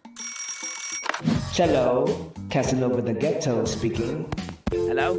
Still there? Only to get ghosted when you're just trying to reach out? Well, we've got a man who loves a long phone call. Hello? Hello? Hello? Not only that, he hobnobs with celebrities. Not now, LeBron. But he's always got time for you. Yes, Sirski.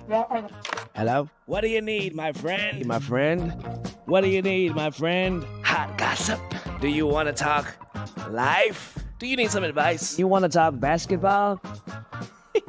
Relationship advice? Say it with your chest, or get it off of your chest.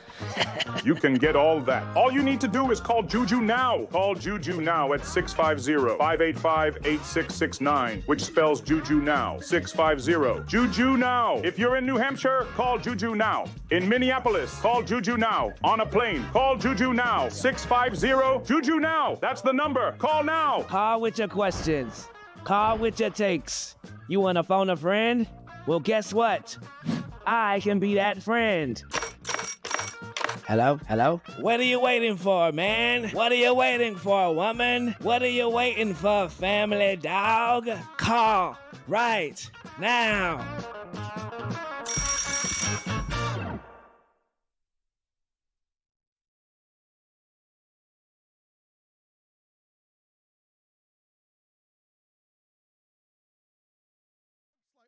Also, Gaylord Perry looked like this too. The old pitcher in the movie Major League, the old slop ball thrower. He's just an old man on the mound, is what he is. Jessica, what is your opinion here? He looks like a retired chemistry professor. Yes, That's him when he's still playing. His hair is so long, and I think it's coming out of his ears. He's wearing a polo under that shirt. That can't be right. This is what He looks like Uncle Dick.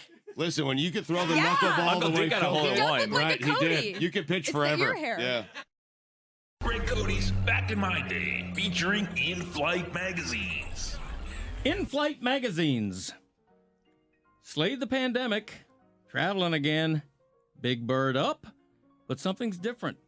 I look in the seat pocket in front of me, and all I see is that cardboard pamphlet about the plane that nobody reads, the drink menu nobody needs, and the barf bag.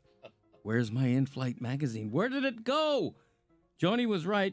Don't it always seem to go? You don't know what you got till it's gone. They paved paradise, put up a parking lot, and then stole my in-flight magazine. These staples of Americana predated even Greg Cody. Pan Am Airways published the first IFM in 1940. Now the high-flying mags are disappearing like donuts in a press box. Southwest Rag, augustly called simply The Magazine, is gone now. Delta Sky, gone. American Way, gone. Retired after 55 years. Alaska and Emirates Airlines, too, gone. Airline magazines falling from the sky one by one. Some others, like United Hemispheres, are now digital only. Blame the pandemic. COVID killed the in-flight magazine, or rather gave airlines an excuse to make a cutback like businesses did with remote meetings where the office buildings used to be.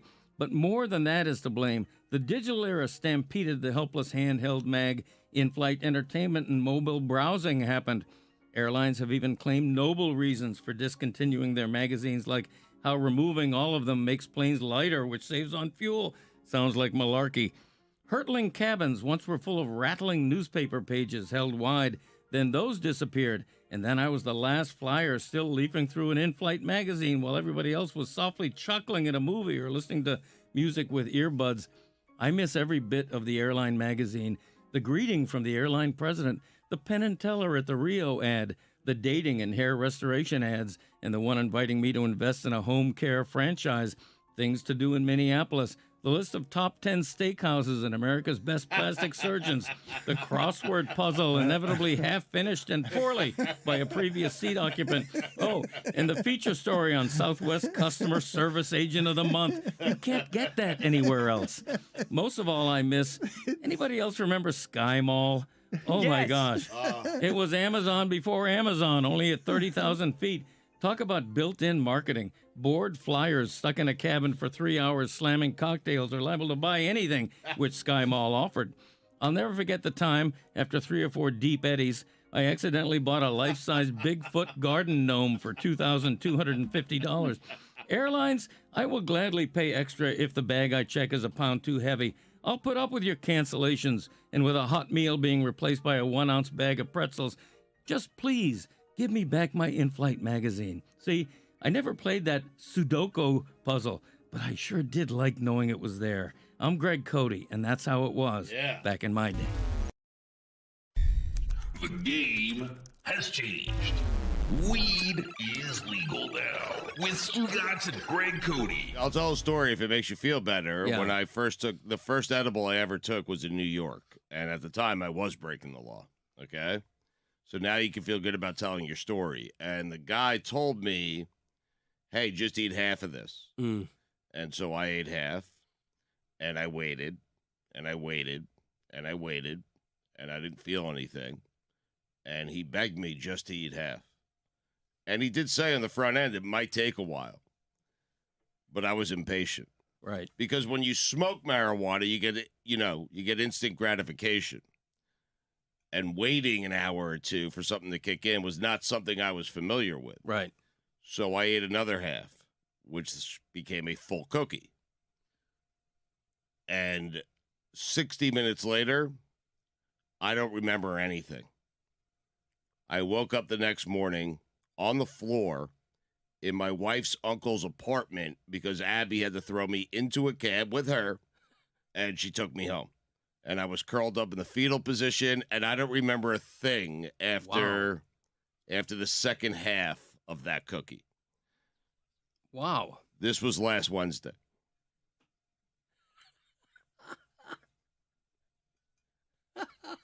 So, with that being said, feel free to share your story of you having 4 cookies in Colorado. Yeah, I wolfed them down. It was 3 or 4.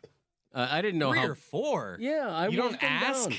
You don't say, "Hey, person I'm purchasing this from, how fast should I do these?" The guy at the thing, and it was one of those official things where they dress like pharmacists in there, and they sold me a vial of edible cookies, and it was in Colorado, so it's 100% legal. And my wife and I are getting ready to go to dinner. We popped open the thing. She had a nibble of one, and I ate, I think, probably 2 or 3. And it hit me by the time we got to that restaurant. I just love how terrified you are of this conversation. You keep throwing in there like it's perfectly legal what I did. To be fair to Greg, this has not exactly been, the most up and up thing to talk about for 60 years of his life. Right, exactly. This is a fairly recent phenomenon. We just go, oh yeah, everything's fine now. No, and I don't, we did that because we were vacationing in Colorado, and I wanted to Stop giving qualifiers. I have to give a Greg, qualifier. Greg, more qualifiers. It feels better when you're doing it legally. It right. does. I don't smoke anymore. I mean, I don't do that. I did in Totally college. lying, trying to make them feel better. Thank you. Thanks for that. Getting away with it was much more fun. I mean, seriously. I had my day doing that. So we used to get dime bags at a place in Hillside, Queens. It was called the Tie Door. Oh, was it fantastic? You never saw the guy. You just saw his hand. You would see his like hand. a first touch in a marriage? Yeah, you would open up this little sliding door in Hillside, Queens. You would see his hand. He would see your hand. You'd never see each other. He'd put weed in your hand. You would put money in his hand, and that was it. That was a transaction. It was great. Called the Tie Door. Weed first, then money? Money first. Oh, there well, you go. It was like you would do it at the same time, but occasionally. So you'd see both hands. Yes, correct. Once every 6 months, you'd hear stories of like some guy sticking his hand and then getting arrested on the spot. The cuffs right on the wrist. That's all you see, the wrist, and then. I always wondered, is today going to be the day? Because I went every day. And it wasn't far from my house. But is today the day that it's going to be a cop on the other side of that door? I did. I feared that every single day. But it didn't stop me from going out there every single day. Hop, skip, and a jump. Is that fear worth it? Yes. The fear is what made it. Greg's right. Now you walk in, they're dressed like they're experts, Right. pharmacists. Yeah. It made me a little nervous. More nervous than meeting a guy at a tie door, never seeing him, just exchanging things in our hands. That's right. What happened to you after eating 3 or 4? Like, can you? Back to you. Yeah. Oh, we went to a restaurant and, spent $300 on appetizers. And hell yeah. And I remember, I'm not a fast talker. If anything, I'm a slow, deliberate talker who says a lot of ums and ahs. Right. My wife at that restaurant accused me of speed talking, of talking faster than I ever had in my entire life, which I wasn't even conscious of. So yeah, it hit me very hard. All right. Enjoyable though. I have no idea what I ordered for my main course. 3 or 4 though, man. Are you sure you didn't do cocaine? No, they were edible. I've never had cookies. someone really high and be like, "This, you shut up, dude." I know. Believe me, that was new to me too. Because normally you're talking like a 1970s, rock DJ. Or is it possible that life had slowed down so much for your wife that by It seemed like you were were talking normally, but to her you were talking at an incredibly fast rate of speed? That's possible. That's a possibility. Oh my God! Did the waiter walk up and you're like, "I ate edibles," because you're just like terrified? No. Believe me, it's legal here. I'm on vacation. Believe me, I'm sure he sensed it. Working in that state and seeing somebody in that state, I'm sure he sensed something. How much was the bill that night? Oh gosh, I think we ordered a nice bottle of wine, which always jacks it up. So I think it was like a $400 bill. I mean, you were hammered. Yeah. Oh yeah. 4 cookies and a bottle of wine. Oh my God. Probably like Jesus 7 Christ. Miller Lights. Right. Exactly. And that was at the restaurant. But seriously, no, it was a nice time. I love Colorado. I really do. It's the best. Yeah. Yeah. Just the whole the scenery, the vibe of it. Mhm. We went to the Red Rocks Amphitheater just to walk around because it's such a stunning venue. It's a tourist attraction in and of itself. So. Red Rocks is my favorite venue Yeah. of all time. It's of all the places I've seen the Dead, that and Shoreline Amphitheater. Supposedly, it's one of the great venues. All the musicians rave about it, like the acoustics and the background and the seating arrangement. It's just beautiful. I would love to see somebody perform there. I never have. Mike loves music. Have you ever been to Red Rocks? I have not. I would highly suggest that you get out there at least once in your life. Yeah, I'm getting It's to worth it. Yeah. Just waiting for the right show. People are watching women's sports. With sports writer Kate Fagan. Dan, where to start here? I mean, I will surprise some people by saying that I went into the game rooting for LSU. Maybe Moki on the side, but falling in love with the joy with which this LSU team played. I mean, it was just unbridled enthusiasm that they were caught in this moment. Even Carson, 21 points in the first half, banking in that 3 at the end. I was texting Jess throughout the game. I was actually kind of teary-eyed at the way that they were just living inside that moment. You don't see that often. There's a lot of other places we can go though about like why I was rooting for LSU and teary-eyed. Seriously, because you just like the more we do off the looking glass, the more I pay attention to the history of the game. There has been this disconnect and between like we tell the story on off the looking glass about Cheryl Miller playing for Pat Summitt in 1984 and Pat Summitt really struggling with Cheryl Miller in the opening days of that relationship because Cheryl Miller played with the similar unbridled enthusiasm, doing cartwheels after beating Pat Summitt's Tennessee team when she was playing for Southern California, and Pat Summitt taking objection to that because she was that kind of farm girl from Tennessee who had the stoicism. And then you fast forward, whatever we are, 40 years to this final, and you're seeing a similar thing play out. You have an LSU team that is playing with this kind of black joy, and then you have an Iowa team. Not that they don't have joy, but they kind of carry themselves in a different way. And if you're paying attention to this whole season and then this NCAA tournament, you had a lot of people coming out of the woodwork, people in my life who had never texted me about women's basketball before saying, I'm obsessed with Iowa and Caitlin Clark. And, there's a small part of that where you're like, well, okay, you're feeling very safe and comfortable rooting for what is essentially like an all-white 5 starting lineup. And that is a thing that has played out in the history of not just women's basketball, of course, but you saw it on full display. And so I was getting teary-eyed because I just loved the way those LSU players, like that moment wasn't in that first half. It didn't feel like it was like about Carson. It was just like she was like, oh my God, what is happening to me? I'm just like being blessed with this beautiful moment. And I just really loved that. When you say teary-eyed, though, as a former athlete, is it because you knew what those ladies were experiencing, connected like that, and getting to experience the best things that sports offers?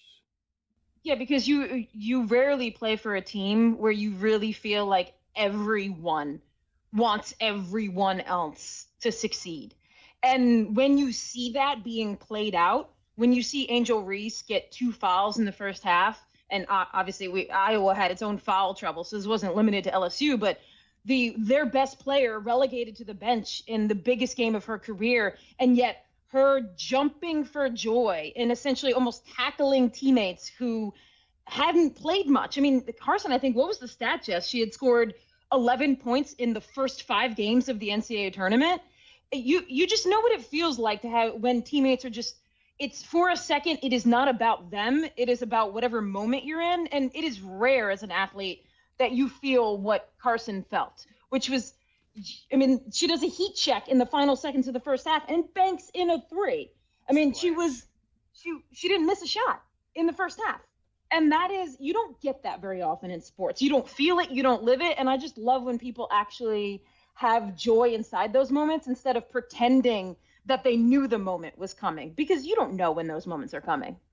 Explain to me the reasons, whether it's the men's game one and done, portal, no stars, no familiarity with a college man's team of people who are there for 4 years winning, so you get to know them. Explain to me why it is that the women's game was doing bigger numbers ratings-wise by leaps and bounds than NBA games. Never mind the men's college game than NBA games. It felt, well, one, we already touched on it. I mean, is it helpful that you have this like easy entry point in Caitlin Clark? Yeah. I mean, that's probably accounting for a lot of people walking in the door and being like, oh, okay, I see this Iowa team. I can relate to them. That's a huge piece of it. But some of it is like the most simple thing possible, which is ESPN put the games on TV. And then not only that, but they actually put storytelling around the game. I mean, I don't know how many times we've, throughout the history of the women's game, been like, I use the metaphor, and I've heard somebody else use this, of like, when you're running on a treadmill, you want to warm up and then you get into it and then it cools down. And women's college basketball has always been like, you got to hit the treadmill running full speed, because there's no pregame, there's no postgame. The second the buzzer goes off, they have you off to, like the XFL. I don't want to trash. Thank you very much, Jess. I'm like thinking of what sport I can name. Literally, the and XFL earlier this season, they went straight from a ACC tournament game, I think, straight into XFL with no recap, nothing. I mean, so it's a building of momentum in my mind, from the pandemic, when ESPN had no choice but to put more college basketball games on its main ESPN, and then also the WNBA having to go from like, we'll put 17 games on and most of them on 2 or U, to, oh my God, we're going to put most of them on ESPN because there's not a lot of sports. I mean, we all remember our ESPN days. Dan, I forget what channel y'all were on, but when I was filling in for people on ESPN, they would make sure they weren't there. Oh, she froze on us, Stugotz. Different than it was on ESPN. So imagine all of your games always living on 2 or U or news, and people saying, well, they're on TV. It's not the same thing. And so once these games got on the main channel, let alone ABC, a lot of people started to understand the storylines, and that's all they needed. Kate, I think the real story is just how far the on-court product has come, because the game is so entertaining to watch, but everyone is talking about Angel Reese's celebration and the reaction to it. So what were your thoughts on all of that? Well, the first part of it, I do agree with you on that. I mean, like all sports, the product has evolved and gotten better and better and better. And now you can turn on most teams. I could turn on Indiana playing UConn and truly believe Indiana could win that game. I wouldn't have thought that 10 years ago. Right. I would have been like, I'm watching this because I love women's college basketball, but I am 100% certain UConn is winning this game. So just that little bit of what we need in sports, which is, not knowing the outcome, has helped women's basketball along the way in this last decade. As far as the ridiculous nonsense in the aftermath of that game, which is people's reaction to Angel Reese, I already alluded to it. Like, this is something Black female athletes have been dealing with from like day one when women's college basketball stepped onto the stage, which was playing with a joy and vibrancy that oftentimes is shocking to people from different parts of the country. If you were watching Caitlin Clark this whole year, maybe she didn't hold up a hand and do like the ring gesture, but she did her version of that all year long. And she, all throughout this tournament, I mean, even though it looked different and maybe it looked safer to some people, she was doing the exact same thing that Angel Reese was doing. So, and did I love, like Jess and I were talking about this for this week's Off the Looking Glass, like what she did for me right there was set up season 2 of LSU versus Iowa et al. I mean, do I now already have like whatever day it's going to be, October whatever or November whatever, when these teams may play again or start playing again? Absolutely. People's reaction to Angel Reese, just to me, it highlights that they have not been watching women's college basketball, because it is done being your, you know, like, oh, we all have to sing Kumbaya and hold hands, and we all have to like not rock the boat and be your version of a role model. Like, one, when we were being your version of a role model, you didn't watch anyway.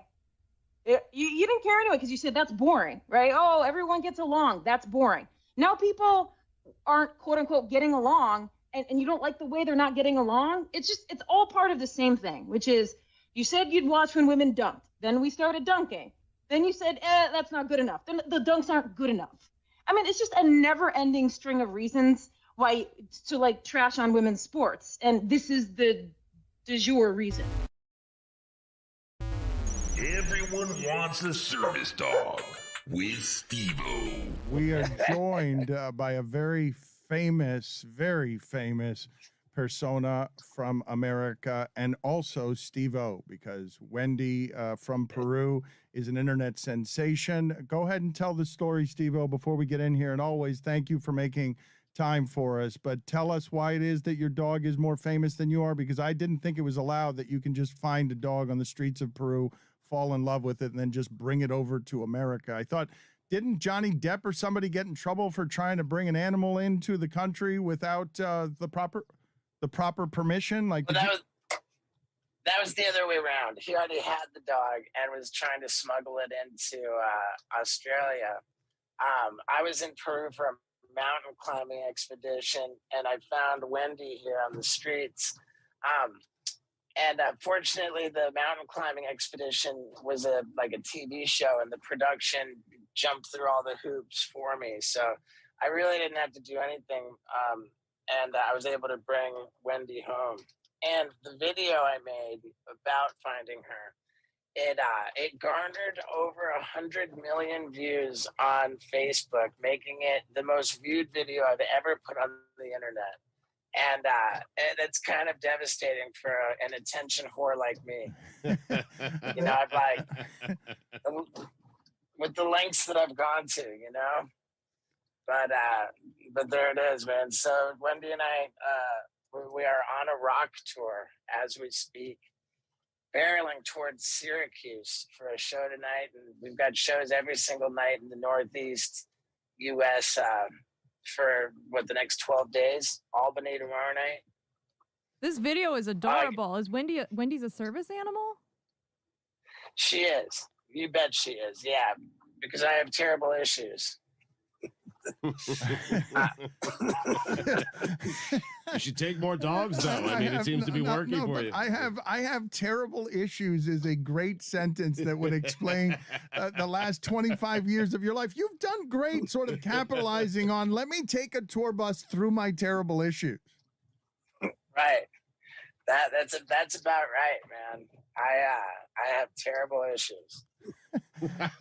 and she brings you genuine comfort when she's not a professional service dog license, and you've got the proper paperwork. Steve-O is now a paperwork man with a legitimate service dog that he needs for comfort. You know what? I'm gonna break your guys' heart right here. There's no such thing as official certification for a service animal. And because and I did the deepest dive, man. I found the best dog trainer on the planet, and they were the ones who told me, yeah, there's no such thing as official certification. You know, we can sure train her, but that's never. I got a note from my doctor. I got some little weird thing online that means nothing, which says certified service animal, but yeah, there's no such thing. You can ask a blind person with a seeing eye dog, and they'll tell you that there's no such thing. More to the point. So we make fun of. Yeah, we travel around and we make fun of service dog vests. I just figure that you find genuine comfort here, and people might be surprised to learn that one of a man who has been so fearless in his life would admit to needing the love of a dog to temper his issues. That's real adult, grown-up introspection. One of the jackass guys is doing. All right, I mean, hey, I'm happy to admit that for sure.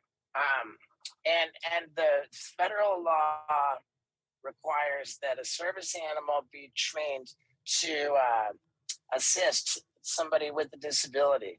Although the law does not require the person to explain what the disability is. Now, when you ask me what Wendy's trained to do, she is a mobility assist dog. And what that means is she gets me where I'm going because I'm not going anywhere without her. Nice. That's why you got 100 million views. That's because people love dogs and love the story of you just found a dog in Peru and fell in love. Well, Steve-O, are you certain there's no one in Peru looking for their dog named Wendy? I mean, I am. I'm very certain. Okay. I just wanted to make sure, Steve. Okay, thank you. Thank you, Stugotz. So you are now touring the country. Tell me about what this portion of your life looks like. Could you have imagined 15 years ago that you'd be on a tour bus, not having to break your spleen doing something? Well, it's bittersweet. I am on a gorgeous tour bus, and the tour I'm on is called the Bucket List Tour, and what that is sort of spleen breaking stuff. However, I shot it all for the tour ahead of time. It was stuff that I would never be allowed to do for Jackass, like having general anesthesia drugs administered through an IV while I was riding a bicycle, and I got another medical professional I got another medical professional to put a 4-inch needle into my spine and inject a drug into my spinal cavity to paralyze me from the waist down while I was in a full sprint. I had another one where I had another one where I was butt naked in an airplane and quite literally servicing myself with a guy strapped to my back. And as I fell out of the airplane, I was ejaculating, which I'm pretty proud of. Oh, geez. So it's a XXX rated show loaded with flagrantly illegal stuff, and I'm just tickled by it. And it's a multimedia show too. So after each bit, I screen the glorious culmination of the bit.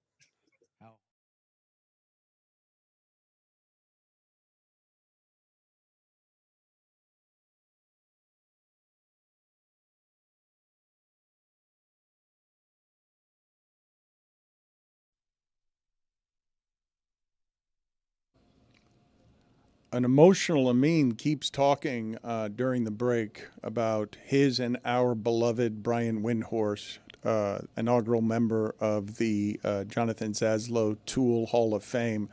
Amin is friends with Brian. I've never heard him say it out loud. I like Brian Windhorst, and I know him a little bit. I cannot call myself a friend of Brian Windhorst, but I have admired the work that he has done for a long time. And your defense of Brian Windhorst during the break, what were you getting mad about while you were staring at your phone? No, it's just the number of people who seem to think that Brian went to high school with LeBron. Like he was at the school paper covering LeBron. And like, no, Brian Windhorst is like my age. We're much older than LeBron. Brian Windhorst was out of college and a grown man working in newspapers when LeBron was first coming up as a phenom. As many local newspapers, I know people don't read newspapers anymore, but once upon a time, kids, newspapers had writers that were assigned beats. The beat was the thing that you covered. And some people covered the local NFL team, and some people covered the local hockey team. But the entry level in the sports department, Dan, was you were covered what? What would you cover as, not for you, but in general, a newspaper journalist? I mean, you could cover high schools. High normally. school. You cover high school. So Brian worked for the Akron Beacon Journal, I believe, and he was covering high school. I wonder who was playing high school sports who was really good in Akron at that time.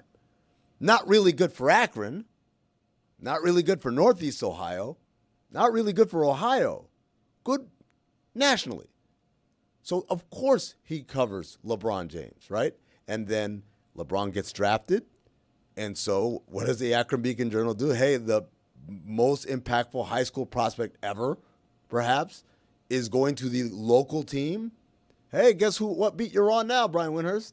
The Cavs beat. But what are you defending him against? Because our show can thank its economy to LeBron James. Sure. The entirety of our show, given what South Florida sports has been for 20 years and given what ESPN built for us specifically upon LeBron's arrival in Miami, what are you objecting to that people have been telling? Brian Windhorst is exceptional at his job, hard stop. Brian Windhorst is an incredibly hard worker, hard stop. And Brian Windhorst is also disliked because people simply think that he has been at the economy of LeBron since he was young, which he has been. It has been very profitable for a lot of people to be around the economy of LeBron. Brian Windhorst exists in this weird space where half the people hate him because, oh, yeah, you hate LeBron. You're always hating on LeBron. And the other half of the people hate him like, you're always in the tank for your guy, LeBron. And when the populace hates you for two completely polar opposite reasons, you know what that means? Sounds like you're pretty fair. And the people who love LeBron are mad when he doesn't say LeBron glazy type stuff. And the people who hate LeBron hate when he's fair and he says good things about LeBron. Sounds like he's a fair guy. But what I am objecting to answer your question, there's three major points of ignorance that seem to get repeated a lot as I'm seeing all of this, right? Number one is that Brian went to high school with LeBron, that somehow and has been kind of just mooching off the cool kid that went to high school with me, right? Which isn't the case. He is a journalist, right? He's covered the dude for longer than anyone else, continuously, right? Number two is that Brian Windhorst wrote 4 books about LeBron. That's weird. Like he's a stalker or something. LeBron is one of the most public figures who draws a lot of attention and has lived a lot of lives, right, in the time he's been in public space. And so, yeah, there's a lot of material to be written about that. And the guy who has covered him longer than anyone else, of course, would be that, right? Number 3, and this one is the dumbest, perhaps, right, is that somehow this is Brian's fault. Like Brian walks around telling people that he's friends with LeBron. I said on Threads, I've never seen him, heard him insinuate even lightly, even gently. And the response is, well, yeah, he's always talking about he knows what LeBron's thinking. Ipso facto, that's presenting as friends. And I'm like, do y'all not know how journalism works? Well, are we at a point where people have a fundamental misunderstanding? Yes. Like 100%. Yes. Like the idea that the guy who's covered this guy for damn near 25 years might know something that the rest of you don't. You think that means he's his friend or he's presenting as his friend? Or a stalker. Or a stalker. Crazy. Like, and it's like ignorance that is repeated. And it's not one person or 2 people. It's lots of people. Well, but when you say ignorance is repeated, I've told you this before, and it's one of the most dismaying things, maybe the most dismaying thing about my professional feelings about journalism is that I care about what it is deeply and the minutia of it, and people do not.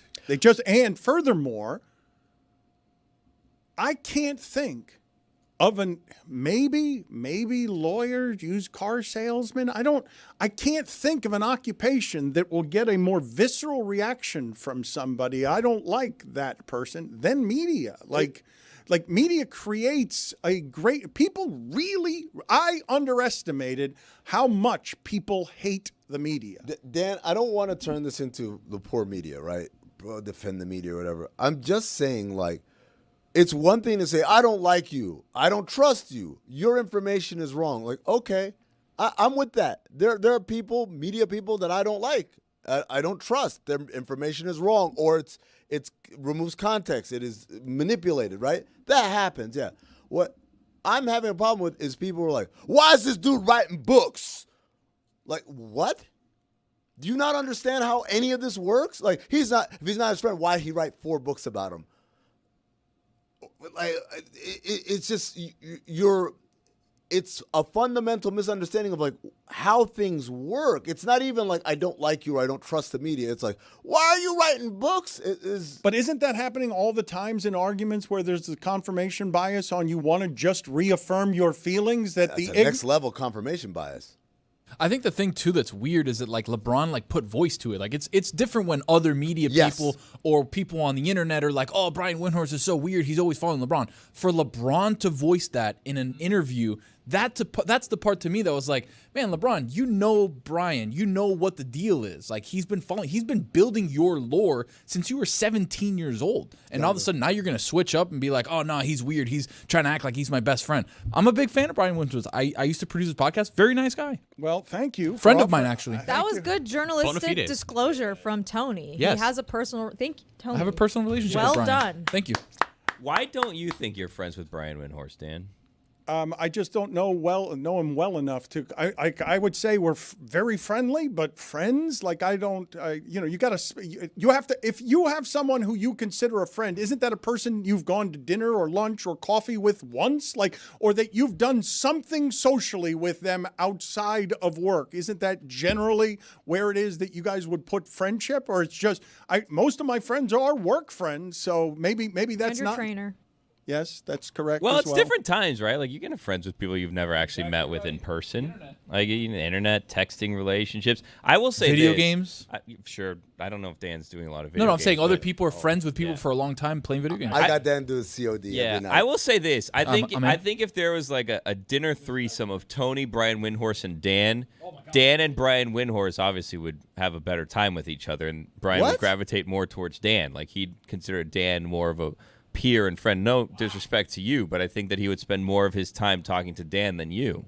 But we're there together, all three of us would Yeah. be I know, back, but there's back always and an forth, odd- back and forth. I mean, you need a life of the party. What do you? Tony's great at doing like the jump rope. You jump in and jump out. He's great at that. So I could see Tony holding his own in the Oh my God, we would have a great three-man conversation. weave, yeah.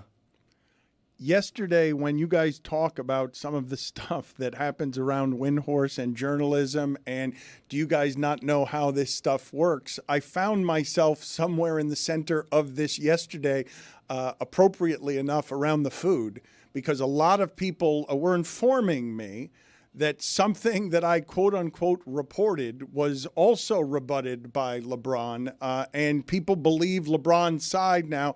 After Dwayne Wade said it and after Mario Chalmers said it, now LeBron has confirmed it. So this is the only sound I actually want to play from that LeBron and McAfee thing.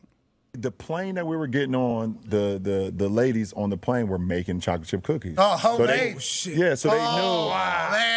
Yeah, so they were making them and bringing them because we had the same ladies all the time. It was a party of 6. They were rotating every time. They knew I loved chocolate chip cookies, so they would get on. And I would, Soft. with a little crispy edge. Oh, perfect. Yeah, perfect. And I would get on, and they already knew. They'd bring me 2 cookies, and I'll get the gambling with the guys, and I got my cookies, and we good. And then one flight I got on, I looked at them, and they looked at me, and I'm like, oh, that look didn't look familiar.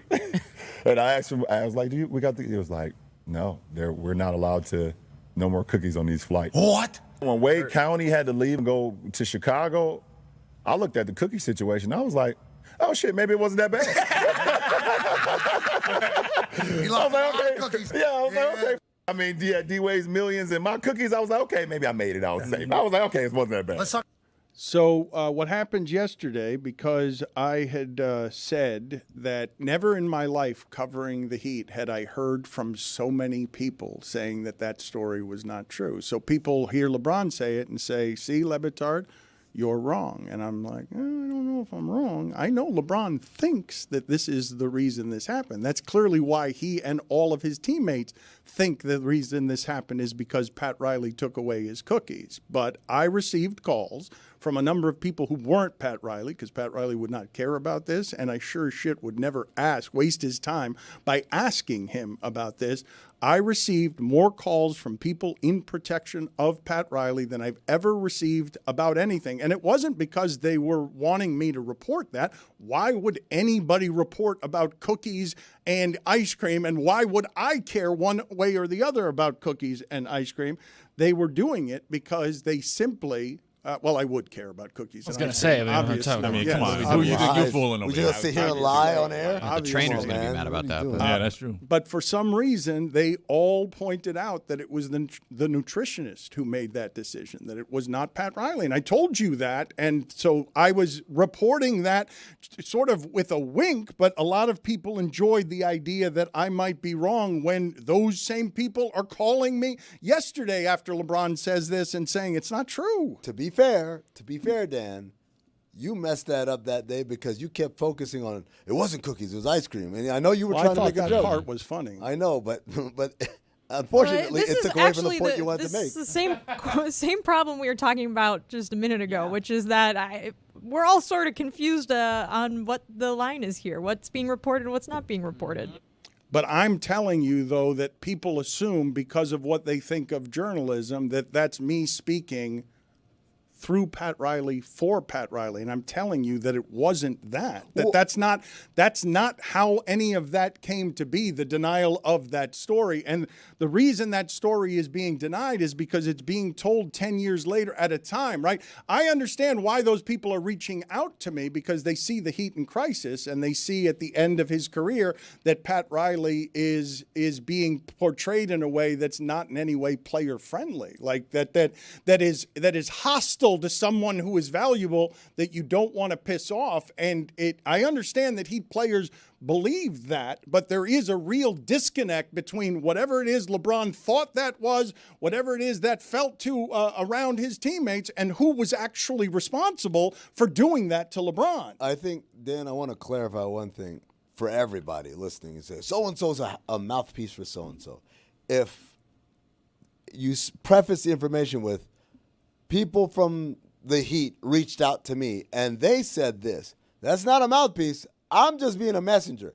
If Dan said it wasn't this, it was a nutritionist, and never clarified where you got said information from, that's being a mouthpiece. And I don't think you've ever done that. You made it clear every single time. Hey, they hit me up. They let me know about this, and I'm merely passing it along. And so this goes for everybody. Like, when someone presents you information, whether they're a journalist, a former player, whatever, and they're telling you, I spoke to so-and-so, and this is what they said, that doesn't mean that this person is espousing that belief. They're just merely being a messenger. But you're expecting people to... Yes. Yes, I am. No, but... I don't think it's too much to ask people to burn a calorie. It is. You're asking them to understand journalism when they hate media. Not understand journalism. You also just asked the Heat side, right? Like, you didn't ask Mario Chalmers his thoughts. I didn't ask anybody anything. Yeah, they told him. He also didn't need to do that if he's coming out and saying Heat people called me and said this. He doesn't need to go to the other opinion. The other opinion was already out there. Like, it's you only need to check multiple sides. If he's reporting it as fact. If he's passing along what in the same way that when I pass along what RG3 said that he didn't, when he made that tweet, he wasn't talking about Mina. He didn't even see what Mina said. Jeremy, when I said that, rolled his eyes. I'm like, Jeremy, I'm not saying, oh, no, he didn't see me. I'm saying that's what he's saying. And there's a difference there, right? Is how it's presented. And so, Dan, if you're saying I'm expecting people, you know what? I'm giving them the benefit of the doubt. Maybe they didn't know. Because much like a couple of years ago we talked about, there's a difference between analyst and reporter. When someone breaks news versus someone says, I think this is bad for the Lakers, whatever, there's a difference in analysis and reporting. There's a difference between opinion and reporting. It's a distinction that people don't care about. They don't know. Well, maybe I'm assuming they don't know. And so, but that's what the problem is with journalism, right? When the same person sometimes is giving you opinion and sometimes is doing journalism. That's exactly what I was going to say, because there are times, Dan, where you may say something about the Heat and the fans are calling you a mouthpiece because they believe you're saying things that were told to you and you're not making the distinction of when you are and when you aren't. And so I think that it's a really, like Billy said, it's a tricky space to be in when you're someone. I mean, ultimately, it doesn't matter because you have a show, you can say whatever you want on it. But this is the sort of issue with like the blurring of the lines when you're someone who wants to report things and also someone that wants to give their opinion sometimes. I don't think there's any blurred line when it comes to Dan. I think Dan says explicitly, the people from the Heat said this. Pat Riley told me that this is how he talks when he's right. I'm saying that the audience has to trust that when you're not saying that, you are not being told what to say. And some people in the audience, obviously, whether justified or not, don't think that's the case. And so that's something that, like, you are the only person that knows your own integrity as a reporter and as an analyst. And so you either continue to do it or you don't. But people will always have that question about you because they know you have high up relationships with the Miami Heat. I think Dan is being attacked here unnecessarily when we've lost focus of the real situation. Either LeBron's a liar or Pat Riley's a liar. And we need to right now vote on who is a liar. Put it on the poll, who's a liar, LeBron or Pat Riley, because the cookies were being made. There was a group of 6 people making these cookies, and then at some point, they stopped making the cookies. We're told a nutritionist may or may not have been involved and may have been the decision maker on the removing of the cookies and or possibly ice cream from the plane. I say that nutritionist should have been fired immediately. If you cost your team LeBron James because you stopped putting cookies and ice cream on a plane, hit the road, Jack or Jacqueline. Well, let me ask you guys this question because the cookies and ice cream came back the very next time that LeBron wanted them. Do you believe if Pat Riley ordered that's how that would have gone? Absolutely not. Like if Pat Riley, if LeBron is right, and look, I'm not interested in a liar, although I was really surprised to see Stephen A. Smith to simply call LeBron a liar on ESPN's airwaves because it's not something I've seen him do before. And when you say blurring the distinction between reporting and analysis, I have not seen, I'm going to try and think about this, if I've ever seen someone of Stephen A.'s stature say in this scenario, call someone like that a liar. That's something you see in the lower standard form of sports radio. It's one of the from people who aren't Stephen A. Smith. It's one of the first things Dan taught me. He said, don't call people a liar, just say he's lying. Right? The action, not the behavior. Yeah. Yes, not the person, because you're attacking the character of somebody there. And it's just, maybe I'm wrong about this. Answer for me. Have you guys, in all the time you've been listening to Stephen A., because maybe he has done this, have you heard him say of someone, that person is a liar? Because I have not. And so I was a little alarmed to see the stakes escalated to a point. If we need to keep pushing the boundaries on entertainment, if we keep needing clicks, if you're aging in an industry where you have to keep up and you have to continue to be ahead of everyone else and you are Stephen A. Smith, a conqueror, you keep pushing the line toward places where it becomes what Amin of all people is pearl clutching on, Commissioner, please save me from the content. So I haven't heard, I'm trying to think of what I've ever heard Stephen A. Smith call people. or not a liar. I've heard him say stay off the weed. He said somebody was on crack. But never a liar. Lamar Odom, who was on crack. Yeah. It's funny. You say that, Dan. Has he ever called anyone a liar? And look, I don't believe in calling people liars. I criticize actions and behaviors. I don't criticize people's character. But if there were ever someone that we could accuse of being a liar, and there should be probably like, I could see it. Wouldn't it be LeBron? Isn't that the joke? The joke is like... That's the whole meme, yeah. It's like he's pretend like he could see what was going to happen before it happened. I was watching Kobe warm up, and I swear I turned around and told her, I think he's going to score 81 today. Like, come on, man. Like, if there was anybody that this could be a legitimate thing thrown at.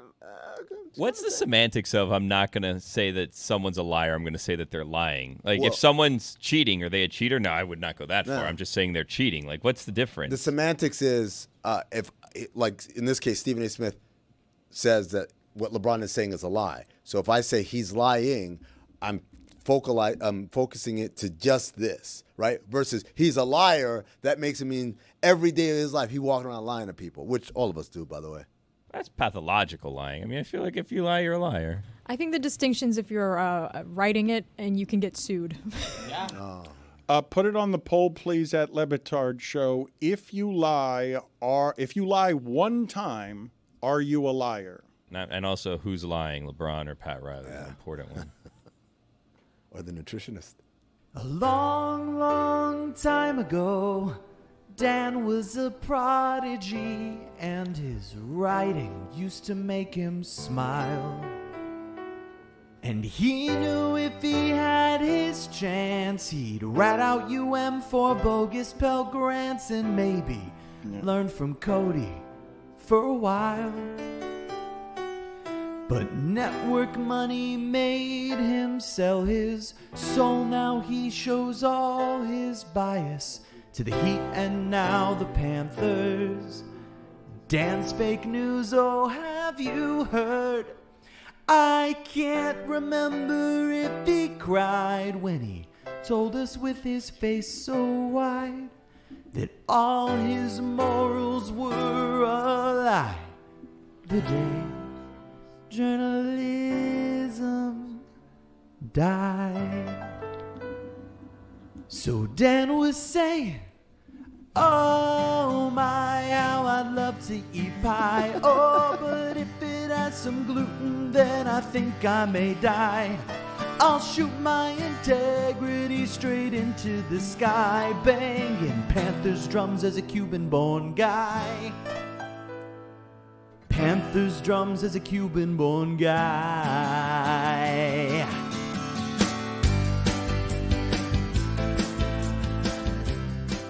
Billy, I need your help with something here because I found that my lack of enthusiasm for our March Sadness tournament is something that has crippled the last couple of years of tournaments that we have thrown together. Can we update our March Sadness tournament, which I believe is aggressively trying to annoy me? No, I don't think that's the case. But I will say this. Not aggressively, passive-aggressively maybe at best. Not aggressively. This round, we sent out a new prompt. And if truth be told, so that, we keep the trains on the tracks and we get everything moving, we sent out both prompts. We sent out the Elite 8 and the Sweet 16 prompts at the same time so that we would have them ready to go. So you can vote today and tomorrow, and then the next round you can vote on Saturday and Sunday. This round is the Sweet 16. We had 2 rounds last weekend, and every time we have to, send out a new prompt. So what we were trying to do was send out timely prompts that, would connect fans to the show so that people, are watching the show, they're interacting, and then we keep it up to date. We don't just want to send things like, what's your favorite show moment? Why would you do that? It's a terrible prompt that we would send out. So this week's prompt was, what is the worst part of the life? What is the worst part of the life? Just putting your nose to the grindstone. And like Stugotz, hope one day the police don't show up at my front door with a search warrant. Wait a minute, warrant? W-A-R-R-A-N-T. Give it to me. The March Sadness fan versus fan tournament. More like the Billy is mailing it in tournament. Watch a game with Le Batard? The only thing Dan has in common with a basketball is that they're both round. Sorry, Dan. What do the letters in Adam stand for? Annoys Dan. April 7th. March Sadness watch-along. Collision course. Poppy, what do you say to the remaining fans who think they can beat me? They can kiss my old Cuban ass. Give it to me again! Hi, it's Mike from Baltimore. The worst part of the life is not always getting to share the things we enjoy with others. My wife and I, we love swinging. We'd like to share that with others, but when we asked the neighbors if they wanted to swing, they said no. And when we asked the kids of the community if they wanted to swing, their parents said it was time for them to go eat dinner, even though it was only 3 p.m. So, vote for me if you want me to show Dan how to swing. Oh, damn, man. That guy is incredible. He's gone on a run. He showed us his hole the first time, his bush the second time, and now he's showing us his swing. Hell yeah. What seed was he originally? I think he's a 12. Wow. Cinderella type. 5'12"? Yeah. Yeah, man, the 12 seed. Hole and bush? Yeah, Mike from Baltimore. Nice. Wait till you see what he does the Elite 8. Dan, you guys are going to have fun. You got him winning? Yeah, I do. It's That fan guy's gonna win voting. for sure. Again, it's fan voting, and he's going to sit right next to you. I heard when this was being discussed the first time. Okay, I heard Billy enjoying. He didn't know I was hearing this and not enjoying it. I heard Billy enjoying the idea of fans being able to vote, just learning on their own, figuring it out on their own, that the person who needs to win is the one that Dan would least like to spend 4 hours with. And I'm someone who loves our fans. Like more than any of you guys, I actually spend time with these people, talking to them for hours the way you do not. What? What are you talking about? Excuse me. Nobody. I'm gonna say this right now. Nobody spends more time with the fans than I do. Oh, fan off. Okay. Nobody spends more time than I do with the fans. No one every loves time them we more. have these events, I'm there. You guys are off like you go to your little cordon sections. Not me. I'm in Gen Pop. I'm hanging out with them.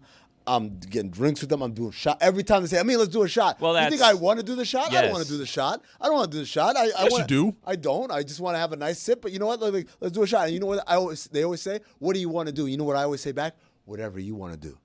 Because I don't want to be like, I'd like, it's whatever they want to do. And usually they support the sponsors who support us. So it's usually Cuervo or Smirnoff or or Evan Williams or any one of the fine brands that we do. But the point is, I don't scurry off back behind the velvet rope up in my Shangri-La looking down on everybody from my ivory tower. Like, look at these peasants. They've come to worship me. Hold on. Let them touch the hem of my garment. I don't do that. You just compared them to criminals. You said you spend time with them in Gen Pop. Yeah. Gen Pop, because I'm the general population. That's what Gen Pop stands for. It's not prison. Someone has misinformed you, my friend. I just want to be clear on how it is you have me doing this. You have me in a fine robe in some fabric of, what is it, silk? I just want to be clear. Fine linens. I'm behind a velvet rope. I'm in Shangri-La. High atop. An ivory, a tower made of ivory. Yes, and you're looking down. But it's not just you. It's a lot of other characters in this room right here. I'm not going to name names. it was interesting. Well, we have had some incidents in the past. We got a crazy letter today. You normally have a space to go to now. Dude, hold on. By the way, should we bring that back? The guy that snuck in, that infiltrated the That's ivory not tower? even the worst of them. There was someone worse than that, dude? Okay, In his flip-flops? I do not want to call our We thought listeners he was Cody's friend. the most loyal I've seen in this medium, Gen Pop. I don't. I'm part of them. I'm in the general population. That's what Gen Pop stands for. It doesn't make it any better that you're a fellow prisoner. You're calling our listeners criminals who don't deserve freedom. Like and I'd like you to not do that while saying that you're better with the fans than all of us are.